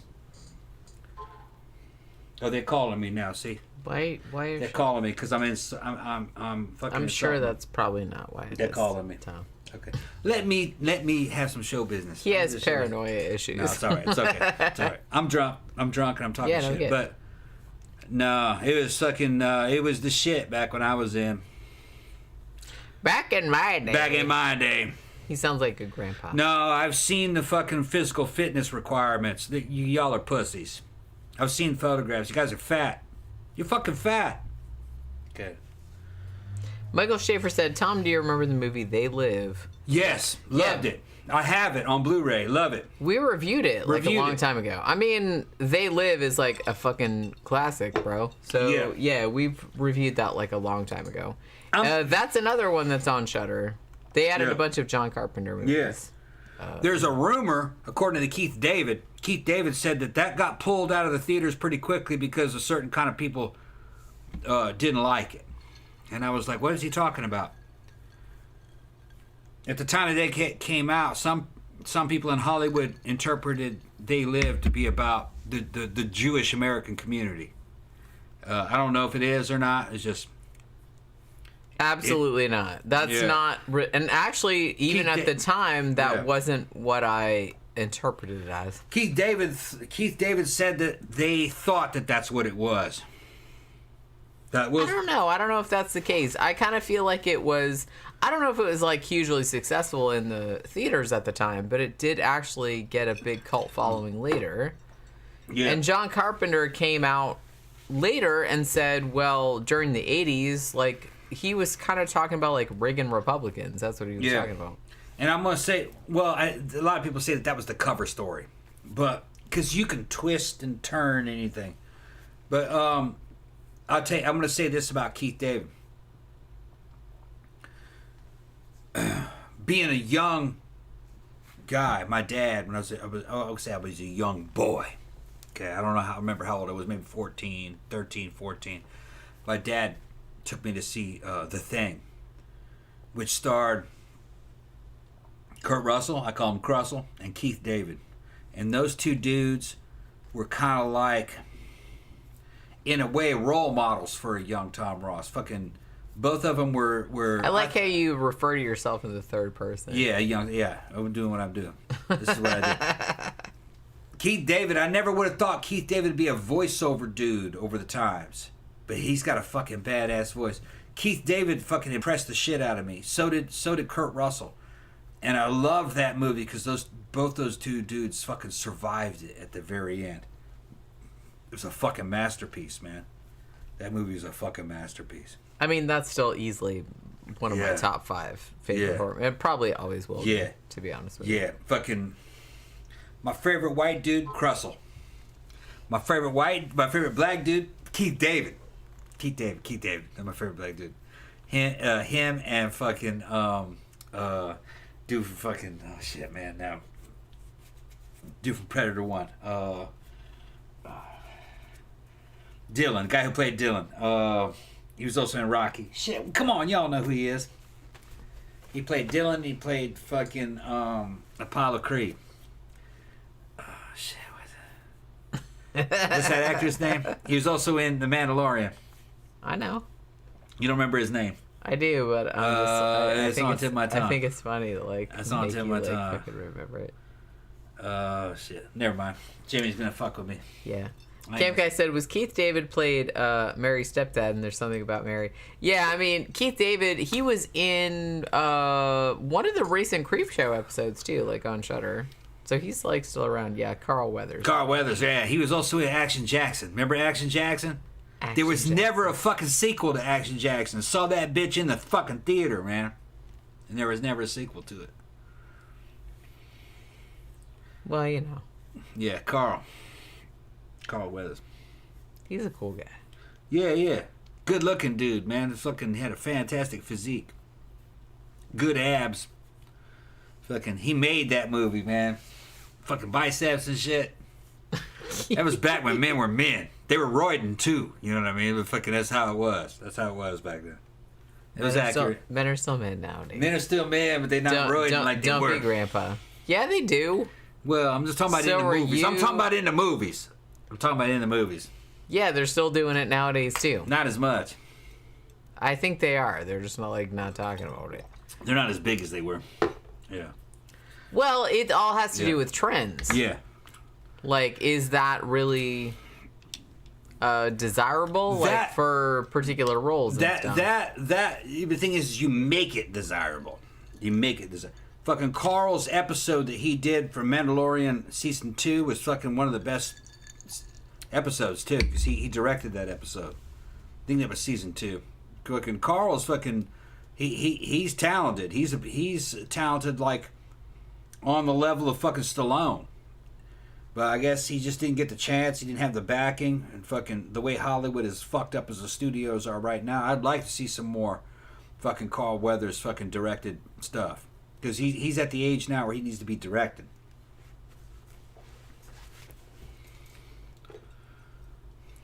Camp Guy said Carl Weathers funny in Arrested Development cameos. Yeah, I agree. Honestly, I don't think you've ever seen Arrested Development. No, Never seen it. You might really dig Arrested Development, actually. It's a sitcom, sort of, but I don't know. I think you'd really like it. Yeah. It's kind of like a dark comedy. Yeah. I don't know. I don't know how you feel about it, but I think it's fucking hilarious. But yeah, he had some like cameos on that as well. Yeah, Camp Guy said Arrested Development is the funniest show ever. I mean, it's definitely up there. That's one of the funniest shows ever made. But like I said, I don't know if you'd like it or if you'd hate it. It's kind of like one of those things. Man, but I thought it was fucking storm's hilarious. Going crazy out there. Hear it? I know. Well, like I said, it's Florida. I'm used to it. Yeah. Danny Rowling said, Tom, put on the sexual Tyrannosaurus hat. I got the sexual AKA DEF CON 2. I got the sexual Tyrannosaurus. He's talking You about have the black one on, though. He wants the... Oh, shit, man. Okay. Put a wig on. I ain't playing this. We're at the end of the show. Not time for that. It's not the end. Yeah, 30 Rock is also funny. I will admit. I mean, but probably, I don't know, man. Like, I'm not a big like connoisseur or fan of like sitcoms, but yeah, Arrested Development was super funny. 30 Rock was super funny also. Michael Caine wig for the grand finale. He's not gonna do that. He's like in one of those moods. They're asking for the Michael Caine wig for the finale. See the difference? You can't tell the difference. Y'all That's what I mean. Maybe we should put the curly wig on. Oh, he might do it. Oh, we might do it. I don't see the wig. It's in there somewhere. I swear to God. Okay. It's either hanging up or it's on the upper shelf, or I mean, it's a small closet. You can figure it out, right? Nope. He can't figure it out. Stop all that fucking shit talking. She's down there talking shit. It's a very small closet, Tom. I don't see Michael Caine wig. I don't see it. You gotta find it. You find it. Well, you come back here and like be in the thing, and I'll find it. I'll find it. There's no Michael Caine wig in there. It's in there. I promise. No, I didn't see it. All the wigs are in there. I didn't see it. All the wigs are in there. See what everybody's talking about? Okay. All right, I can go find it. Yeah. Yeah, they're saying Pookie stole the wig to sleep in it. I mean, maybe. They're talking about Arrested Development. You should probably watch that. You might like it, actually. I've never seen it. Isn't that a whole series, though? It is a series. I don't have time to watch no series. No, it's funny. How many episodes are in it? I don't know. It was on for like several seasons. Oh, shit. To be honest with you. I still haven't seen fucking Better Call Saul. Everybody's You haven't seen anything. You haven't She seen says I hadn't seen anything. Pookie, don't tear it up. She's tearing up the... She's not. She's now tearing up shit. You found it? Yep. No, you didn't. Yeah, I did. It's right here. Right here. She didn't find it. Where was it? Right where I said it was. It was not where you said it was. Yeah, it was. It was in the fucking closet. Well, it was in a closet, but... Yeah, it's up on the upper shelf. I told you it was on the upper shelf. Okay. It was on the upper Okay, I'm shelf. going to put the Michael Caine wig on. I'm getting ready to unleash the hand. Is he fucking you? Yeah, hold on. Wait, hold on. I gotta Put it. You got to get in character. You got to get in character. Get in king. Get in king. There you go. Is he fucking you? Tell me. Oh, so I see. Yeah. I leave and then you start fucking him. Yeah, of course. Of course. Yeah, Okay, so like, but now though, now that we've done Jaws the Revenge, yeah, you should do some hoagie shit. What's a hoagie? Hoagie was the name of the character that. Ooh. Yeah, hoagie. I'm thinking of a fucking Subway sandwich. Hoagie was the name of the character that Michael Caine played in Jaws 4. Oh, yeah, that's right. That light just flashed randomly. Yeah. That shit was, no, because the fucking lightning. That shit was EMP. Actually, no, Hoagie out of fucking Jaws 4 was just generic, if you ask me. He made no impression at all. The only thing that, like, I mean, we talked about this on the Jaws 4 thing, but the only thing that made an impression was that he just like let random ass people, including children and people that had no prior experience in flying planes or anything, fly the plane. Well, I'm just gonna sit here like this, and we're just gonna crash into the earth unless you figure some shit out. And I'd be like, bitch, this is not. Well, that's actually happening. There's actually something. There's that. What the fuck was that?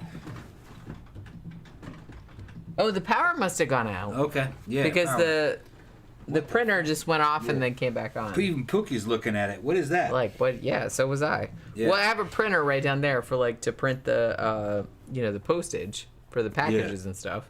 Yeah. And it just went off and came back on and like made all kind of noise. So No, I'm not worried about Jaws 4. Oscar says, saw the hand, great movie. It is a great movie. Okay, so you saw I kind of feel like a lot of people haven't seen it, and look at this wig is like fun. Yeah. When did you see that? It's Oscar who? Oscar Perez. Perez, okay. Oscar. Who's always here. Yeah. We talked about that before. Yeah. I think he said he saw that a couple days ago.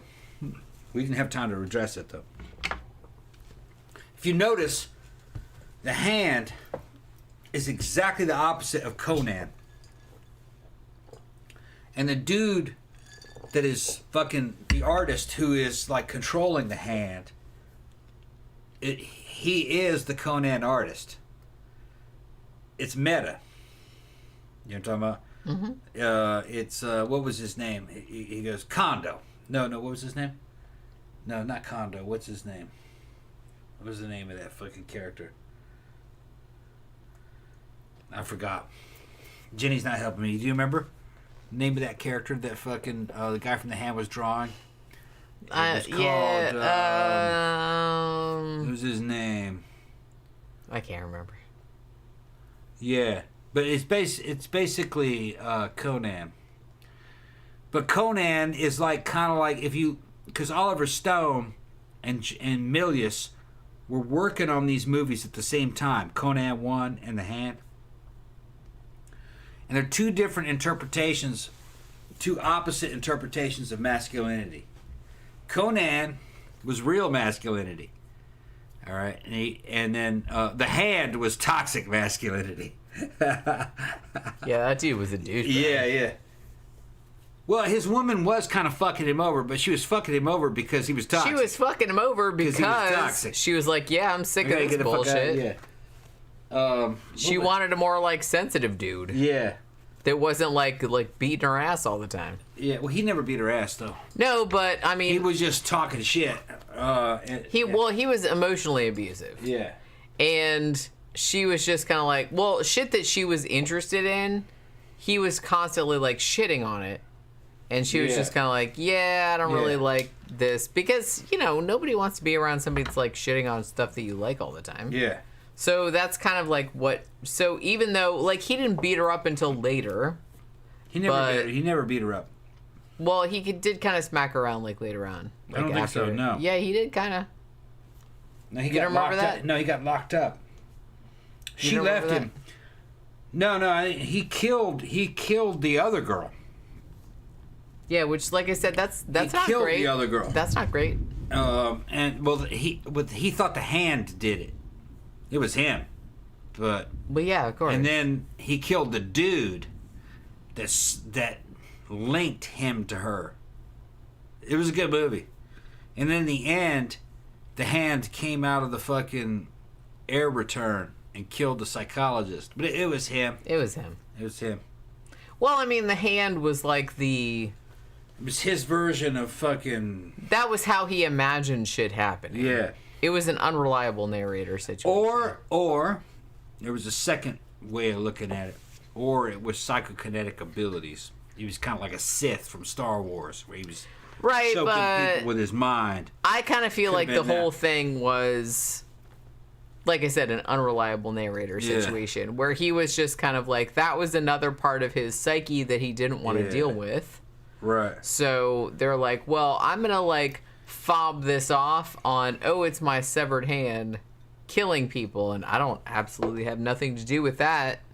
You know what I mean? I kind of feel like that's, like you said, it's an indictment of toxic masculinity, and it's also kind of like, I mean, The Hand was about possession. The Hand was about keeping things. That's what I think was good about like the hand metaphor. The hand metaphor. The hand is very like, it's grasping. It's trying to grasp and you can't keep. You're trying to like grasp things and keep things and you can't. Right. And I kind of feel like that was his whole thing. Right. Like he couldn't keep hold of his wife. He couldn't let shit go. And that too. Right. So it was like a double. That's why I think like the metaphor about it was like really, really brilliant because there was a lot of ways that you could interpret that. Yeah. Real masculinity was like Conan, where you could let shit go. You could let shit go. You could take shit that came to you. You could fight, but you didn't want to keep something that didn't want to be there. Right. That was you weren't keeping things like against their will. Right. And I kind of feel like that's The Hand. He was kind of showing how that dude, like he had like this iron fist thing like over his wife. Yeah. And she was like not having it. Right. Which is why she started. I don't think she like fucking necessarily like fucked around him, but she got much more into like the yoga. Yeah, she was trying to get away. Yeah. Because he was trying to hold her. Yeah, and she was just kind of like, look, I'm into this other stuff, and you're just making fun of it. So it's about possession. Yeah. When you get down to toxic masculinity, true toxic masculinity, not what some of these motherfuckers will call no. True masculinity is about possession. you trying to possess another person. It's not possible. Not in the Western world. And besides, even if you weren't in the Western world, why would you want to? Why would you want to that's possess a human someone? being. Yeah, let them go where they want to go. So you can't, like, if they're not going to, like, do some shit you want to do just because you want to do it, then you can't make them. Right. But if you haven't seen Oliver Stone's The Hand, it's required viewing if you've been on this show. It's great. You'll love it. It's a great horror movie. Great horror movie. It freaked me out when I was a kid. Yeah, when I was a kid, I was like, fuck, man, his hand's going around killing people. It's not, though. I mean, well... It's ambiguous.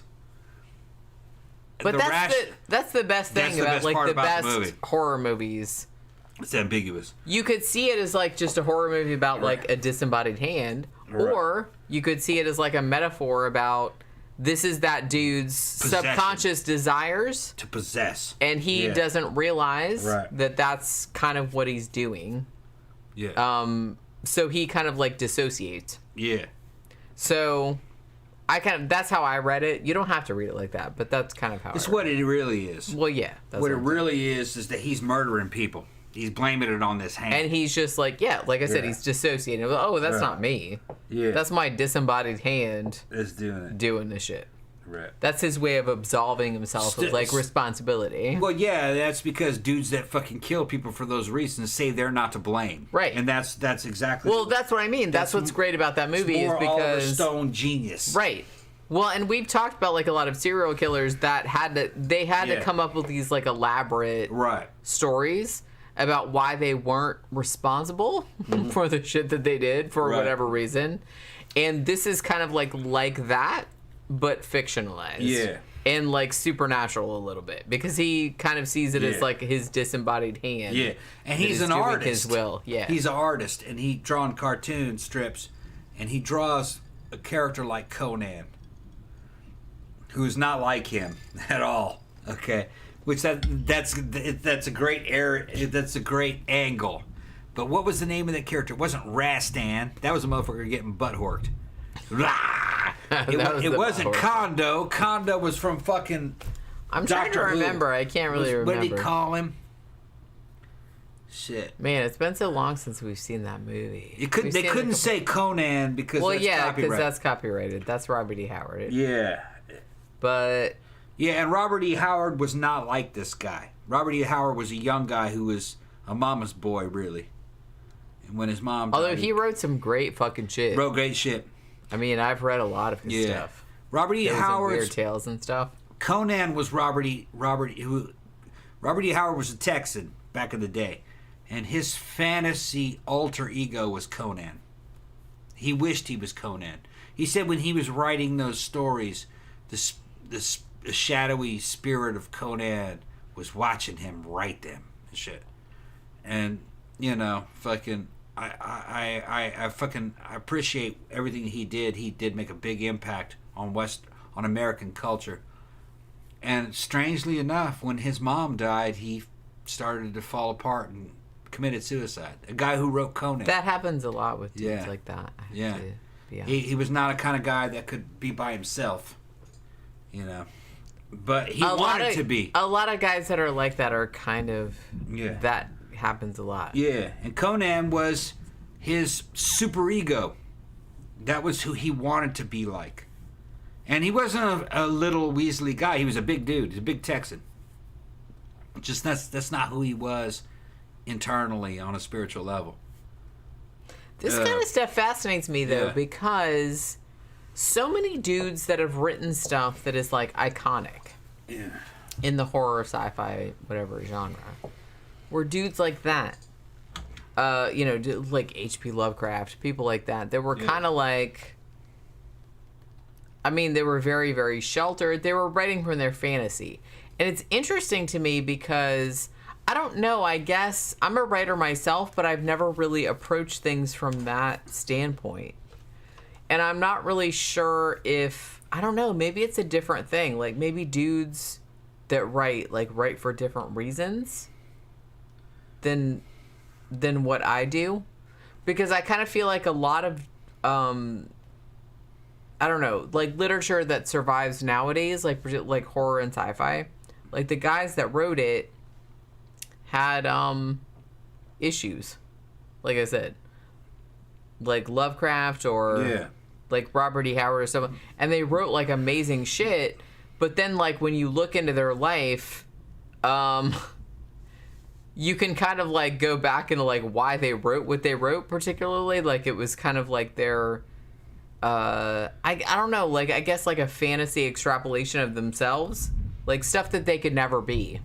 And so they wrote these like fantasy, and that like related, that kind of like resonated with people. And so that's, I don't know, that's like really interesting to me, like why particular things resonate with particular audiences. I don't know. I just, honestly, like, I write fiction, but I just write about stuff that I think is scary or that I had nightmares about or something. I don't particularly care if like other people think it's scary or anything like that. I don't really think about that. So it's interesting to me that that's kind of such a big thing. I think about it. Oh, thank you very much, Victor. Sorry I'm late. Start over. Thanks, Vic. We can't start over. We talking about? I mean, we're already like pretty drunk at this point. But I want to kind of go back, and if you guys watch my book reviews, you guys have probably seen my reviews of like some shit that was by fucking Richard Lehman. And I talk about him a lot because he's a very interesting case to me. This is a dude, he's passed away. He passed away many years ago. But he seems to me the quintessential example of a dude that was seemingly financially successful, culturally successful, by writing stuff that was probably just his like fantasies made flesh. Like he was like writing his fantasies down, and then a lot of people were like, yeah, absolutely, and they were like buying that stuff. Now, I've read a bunch of his stuff, and I'm just kind of like, I mean, I'm a girl reading this stuff, and I've had some comments that, one of the comments that I got, somebody like subscribing to my, you know, my book review thing, was like, I'm really glad that you approach Richard Lehman in a way that a lot of female reviewers don't. I don't take his shit entirely seriously because to me it seems like a lot of like just adolescent fantasy, like made into a novel. That was pretty much his entire career. To me, like, yeah, it's toxic, it's whatever, but it's also like kind of funny to me, and it's like kind of amusing. I can understand like if you don't like it because it is pretty. Some of the times like I read it and I'm just kind of like, okay. I see where you're going with that, but it's, I don't know. So, I don't know. Where was I going with that? I don't even remember. I don't even remember. But I'm just saying that we were talking about Conan and all that kind of stuff. I kind of feel like a lot of really iconic sci-fi, fantasy, horror literature came from dudes that had issues. And they were filling the gaps in their life with their fiction, which, like I said, I'm not shitting on that. Like, a lot of people do that. Well, but the fact that it resonated with people, I mean, that's interesting to me. Well, it's because a lot of people are like that. Sure, that's what I mean. That's, I mean, the reason that, and that's why it's interesting because... In terms of Howard was trying to envision the ultimate male. Because he didn't see himself as the ultimate male. So he's making the ultimate male in the ultimate environment. Sure. Which is like a prehistoric, barbaric, primal environment. And he writes stories about this guy in that environment. And that, and you know, he's not the only guy that would respond to that. That's what I'm saying. That's what's interesting to me is that there's like a big, not only that there's like a large contingent of fantasy, sci-fi, horror writers that wrote from that context, but also that there was like a large audience for that. Because, I mean, I'm a horror writer too, but I don't really come at it from that angle. Yeah. You know what I'm saying? But that's interesting to me. Now, Howard's version of Conan was not Milius's version of Conan with Arnold Schwarzenegger. Conan was big, but he wasn't that big. Okay.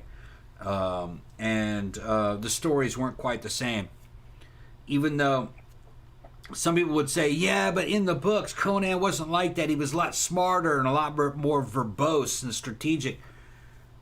But I'm going to go ahead and defend Milius, because part one of Milius's version of Conan the Barbarian was Conan's origin story.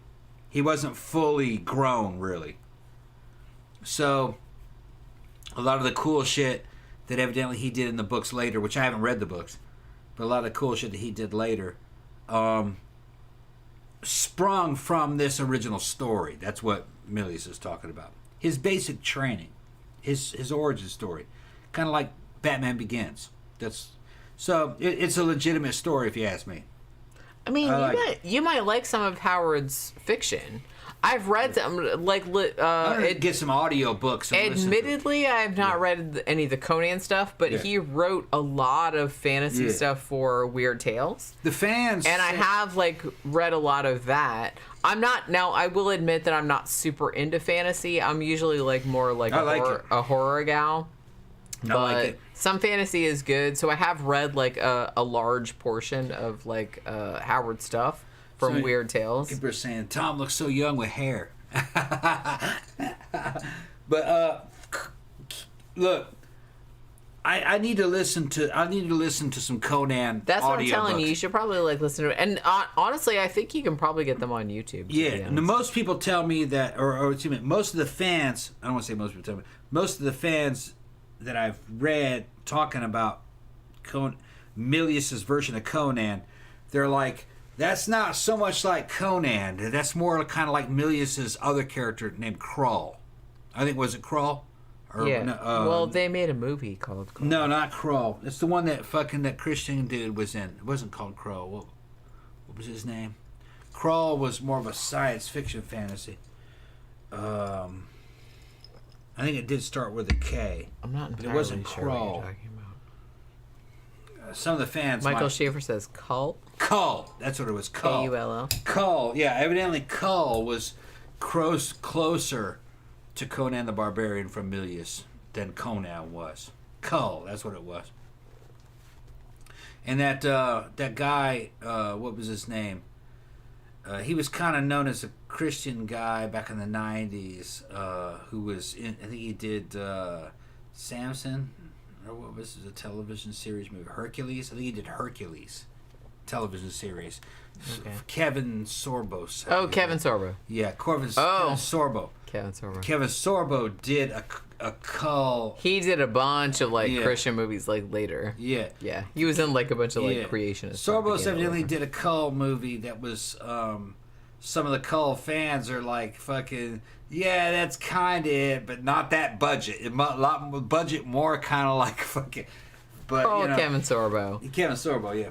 Well, he was in what was that show called? Hercules: The Adventure Continues, or whatever the fuck it was called. And then he got recruited into a bunch of, I don't know, maybe he believes this stuff, but he got recruited into a bunch of creationist propaganda movies that were on Pure Flix, God's Not Dead. He was just trying to make money. Dude was trying to make money. Now, he was in a couple of those. Yeah.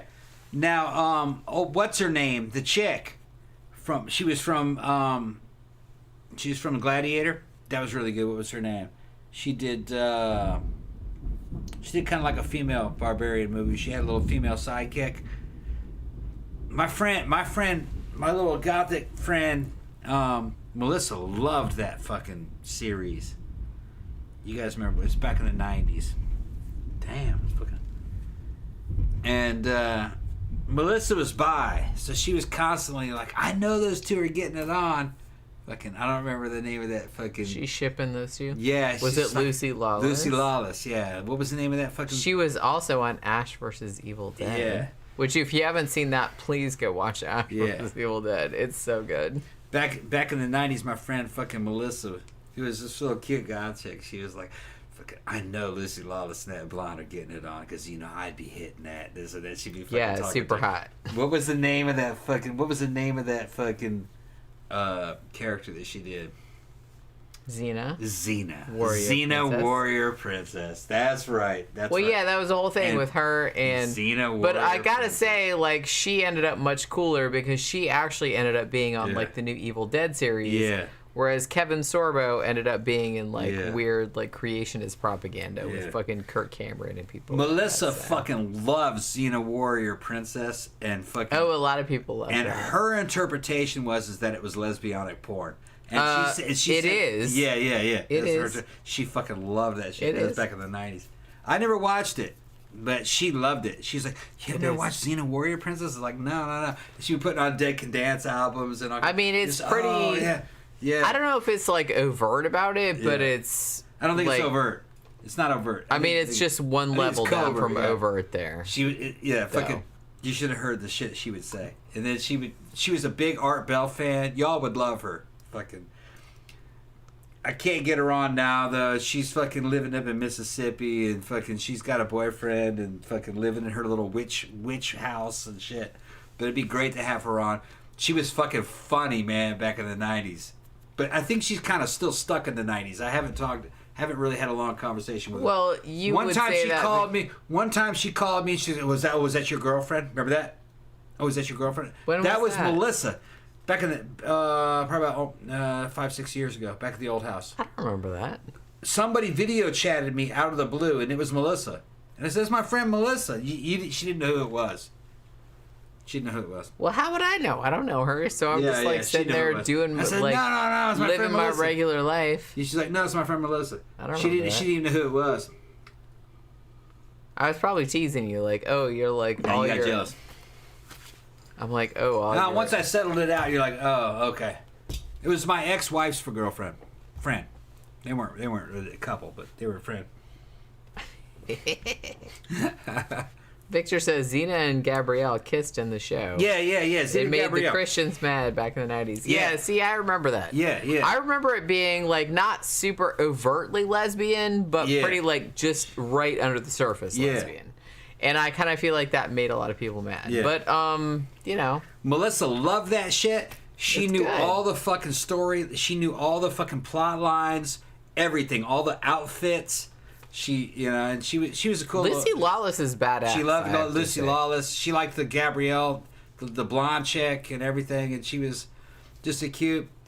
In those days, in the 90s, she was a cute goth chick in her fucking 20s who knew how to dress, had real good taste in music, and she loved that a lot of people love that back and then. she was just this a lot of people Gulfport, Mississippi goth girl that lived in a house that her dad built for her that looked like a little dollhouse. It looked like fucking Baba Yaga's house. She was like a little witch. It had chicken feet? It almost had chicken feet. It should have had chicken feet. Yeah. My dream is to build a house that has chicken feet. Yeah, she had a little bitty fucking house that her dad built for her. She's still living in it. How fucking rad would that be? To have a house on chicken feet. Yeah. Michael Schaefer said, Jenny, do you like the Seabury Quinn tales from Stories from Weird Tales? I've read a couple of those, and I've liked what I've read, but I haven't read enough of them to really make a judgment. But, I'll get back to that. I do really like a lot of those old Weird Tales. I'm kind of working my way through the old Weird Tales. Because I don't know if you know, but Wikipedia has a bunch of them archived. So some of the stories, I don't know, some years they have all of the stories from Weird Tales and you can read them for free, but some of them they don't because of copyright issues. But I try to read all the ones that I can. So I have read a couple of those and I do really like them. Victor said, Jenny, your shirt is cool as fuck. Thank you very much. I actually got this from an actual store from FYE. FYE, I got it at the mall, which is across the street from our movie theater. And they have all of these I have several of these. I have a Cthulhu one. I have a Halloween one. I have a Creature from the Black Lagoon. They have a bunch of other ones too, this same, I think it's called Riot Society actually. And they have a whole bunch of different shirts. They have an Alien one, they have a Jaws one, they have all kind of crap. But they the designs are really cool. So I bought a bunch of them when I was there one day, before we were seeing a movie. Yeah, Kevin Sorbo. He's a conspiracy theorist now. Yeah. He was in he played the atheist professor in God's Not Dead. He might have been in the second one too. I didn't watch the actual movie. I just watched other channels like making fun of it because I'm not gonna sit through that. Come on. But yeah, I don't know if he actually believes that shit or if he's just like trying to get a paycheck. So. What happened? Nothing. Oh, they're talking about paychecks. I'm like, paychecks? Hell yeah. Juan Ortiz Velasquez says, "You two are looking beautiful." Well, thank you very much. Thank you very much. Where'd your curly wig go? Oh, I took that off. It got too hot. I've been wearing a wig all night. I'm gonna see if I can find a picture of Melissa. And I actually have hair that I have to put under a wig cap to put this wig on. You have a bald head. Yeah, it's okay. It's all good. It is all good.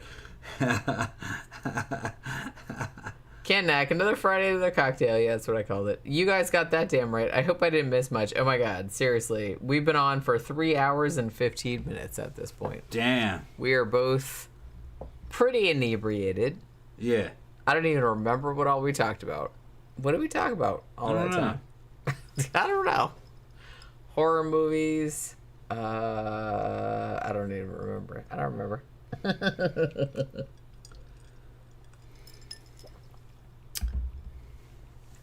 We try. For Tom and Jenny, which is better, Return of the Living Dead or Day of the Dead, 1985? Ooh. Honestly, I have to say that's kind of like a tough decision to make because they're kind of like, I don't know, they're kind of different movies. Return of the Living Dead was made as a comedy. Whereas Day of the Dead is funny, but not necessarily made as a comedy. It's made like more overtly as like a horror movie. So, okay, I'm going to say as a viewing experience, I'm going to go Return of the Living Dead. Now, if it was Dawn of the Dead, that'd be different. But Day of the Dead, I love that movie. But for rewatch value, for entertainment value, Jump up. I think that Return of the Living Dead is like more fun. And if you got me on a different day, I might say something different. But you know, what are you drinking, Jenny? It's a screwdriver, vodka, and orange juice. Danny Rowling says Return all day and night for me. Yeah, I mean, just overall, that's like a more fun movie to watch. It has like better rewatch value. Of all the George Romero movies, honestly, like I think the highest rewatch value is Night of the Living Dead or Dawn of the Dead. Day of the Dead is good, but it's not usually one that I want to rewatch all that much. So it's just kind of like if I'm going to watch a zombie movie, it's going to be one of the early George Romero ones or Return of the Living Dead. I'm not a huge fan of zombie movies, I have to say. And particularly like nowadays that every motherfucker and their mother has made a zombie movie. And I'm kind of over it. Honestly, I'm not really into zombies. It's just kind of like I'm not really into vampires as a genre. Like if you can come up with a different angle on it, awesome. But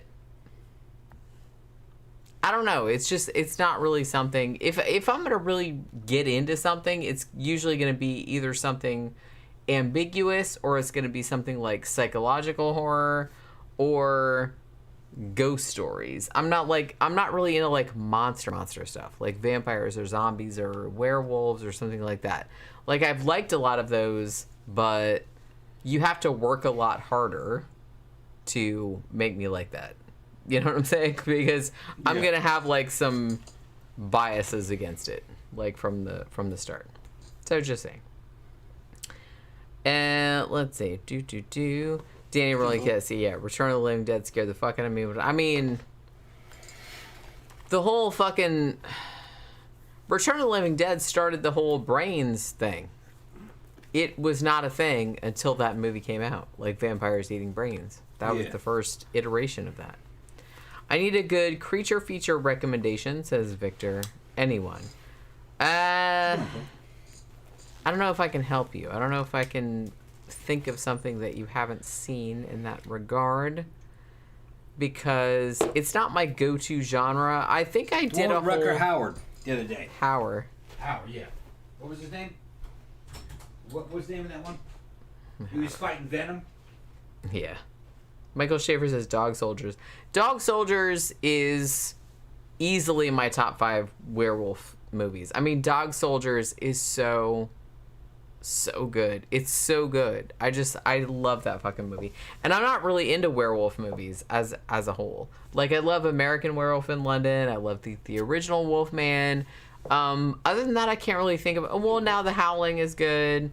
Late Phases is good. That's like a newer one, if you haven't seen that one. But Dog Soldiers is, pretty amazing. Creature feature, huh? Creature feature.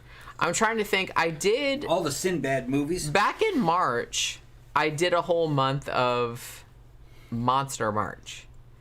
And some of the movies I came up with, like I said, it's not usually my genre. I like that. Like I said, I like all kind of horror movies. I will give, like, anything a chance. If you have a monster movie, that's fine. If you have a ghost movie. But it's not, like, my favorite. My favorite subgenre is usually psychological horror or, like, haunted houses. Like, or ghost spirit kind of stuff. Not necessarily demon possession, because that's been done, like, a zillion times, and I'm not, like, super into that. But I like other stuff. I don't, I'll give other stuff a chance as well. So creature features, I don't know, what was that one that I saw I'm trying to remember, like, the name of that one. I know there's been, like, some Bigfoot ones that I thought were kind of good, but I can't think of, like, what they were called now. But I don't know. Generally, I'm not really into, because I know there's a whole subgenre of, like, alien movies. There's a whole subgenre of, like, Bigfoot movies. Other than, like, something like Troll Hunter, which was amazing. You should actually see Troll Hunter. Troll Hunter was so good. Well, it was because it was a creature feature crossed with found footage, but it was also kind of, like, making fun of that, but not in a way that, like, pissed you off. Like, in a way that was still, like, realistic. And I thought that was, like, such a great idea. Because, like, we're going to take the creature feature / found footage thing, and we're going to, like, take it to the next level. So we're going to Norway or wherever, and we're going to, like, make it so that trolls are real. And the special effects in that were, like, really, really good. So it's, like, these trolls come out, and, like, people are acting as though they're just, like, another aspect of the environment. And I don't know. I really vibed with that. So if you haven't seen Troll Hunter, that's a really good one, too. But I really like that one. Generally, I don't like creature features or found footage, but there are a lot of exceptions to that. A lot of exceptions, because like I said, I'm pretty willing to, like, watch anything. If other people tell me that it's good and that I'd probably like it, then I'll watch it. I'm not proud. I'll watch it. I'm just saying. And I'm not so, like, locked into one thing. Like, yeah, I have certain preferences, but it's not so much that it's like, oh, well, I don't like, XYZ, like, whatever subgenre, that I'm not going to watch it. I'll watch pretty much anything. And I'll approach it with an open mind. I'm not kind of like, oh, well, I'm not going to like this or blah, blah, blah. I'll just, like, show it to me. If it's good, then okay. So, I don't know. What do they is anybody coming up with anything? Yeah, Dog Soldiers is good. I love found footage too. I'm on the fence about found footage. Like, found footage can be good, but there's so much, like, crappy found footage that it's really hard to find good ones. Found footage, I tend to like found footage movies that are more mockumentary style. So less found footage like, oh my god, we're filming this crazy thing that happened, and more like, hey, I'm making a documentary about this thing and then shit went exponentially sideways. So stuff that I like, that found footage movies that I like, tend to be stuff that's mockumentaries, like Lake Mungo or The Bay or something like that, where there's some reason for people to be filming stuff, because I kind of feel like one of the things that I can't get past in found footage is like, why the fuck are these motherfuckers still filming this when every normal person on Earth would have been like, why are we still like carrying this camera around? So the fact that you still have, Taking of Deborah Logan, that's another mockumentary that's actually really good, but I don't know. Like, I'm trying to think of, like, some other good found footage. As Above, So Below, that was a good one. What are you doing? It's ridiculous now. I'm just uploading a bunch of shit. Oh, my God. Messages going, yeah. I guess I just got a good connection or something. Victor said The Bay was good. Honestly, like, The Bay was one of my favorite mockumentaries. I mean, it had, like, a really good balance between, like, realism and, like, really, really gross body horror. I mean, like, something that's like a fucking, it looked like a roly-poly but fucked up that took over your mouth and like took over your tongue. It was like a parasite, and it like took over this whole like town, like over 4th of July week. I was like, that, yeah, I was into that. That was like really good.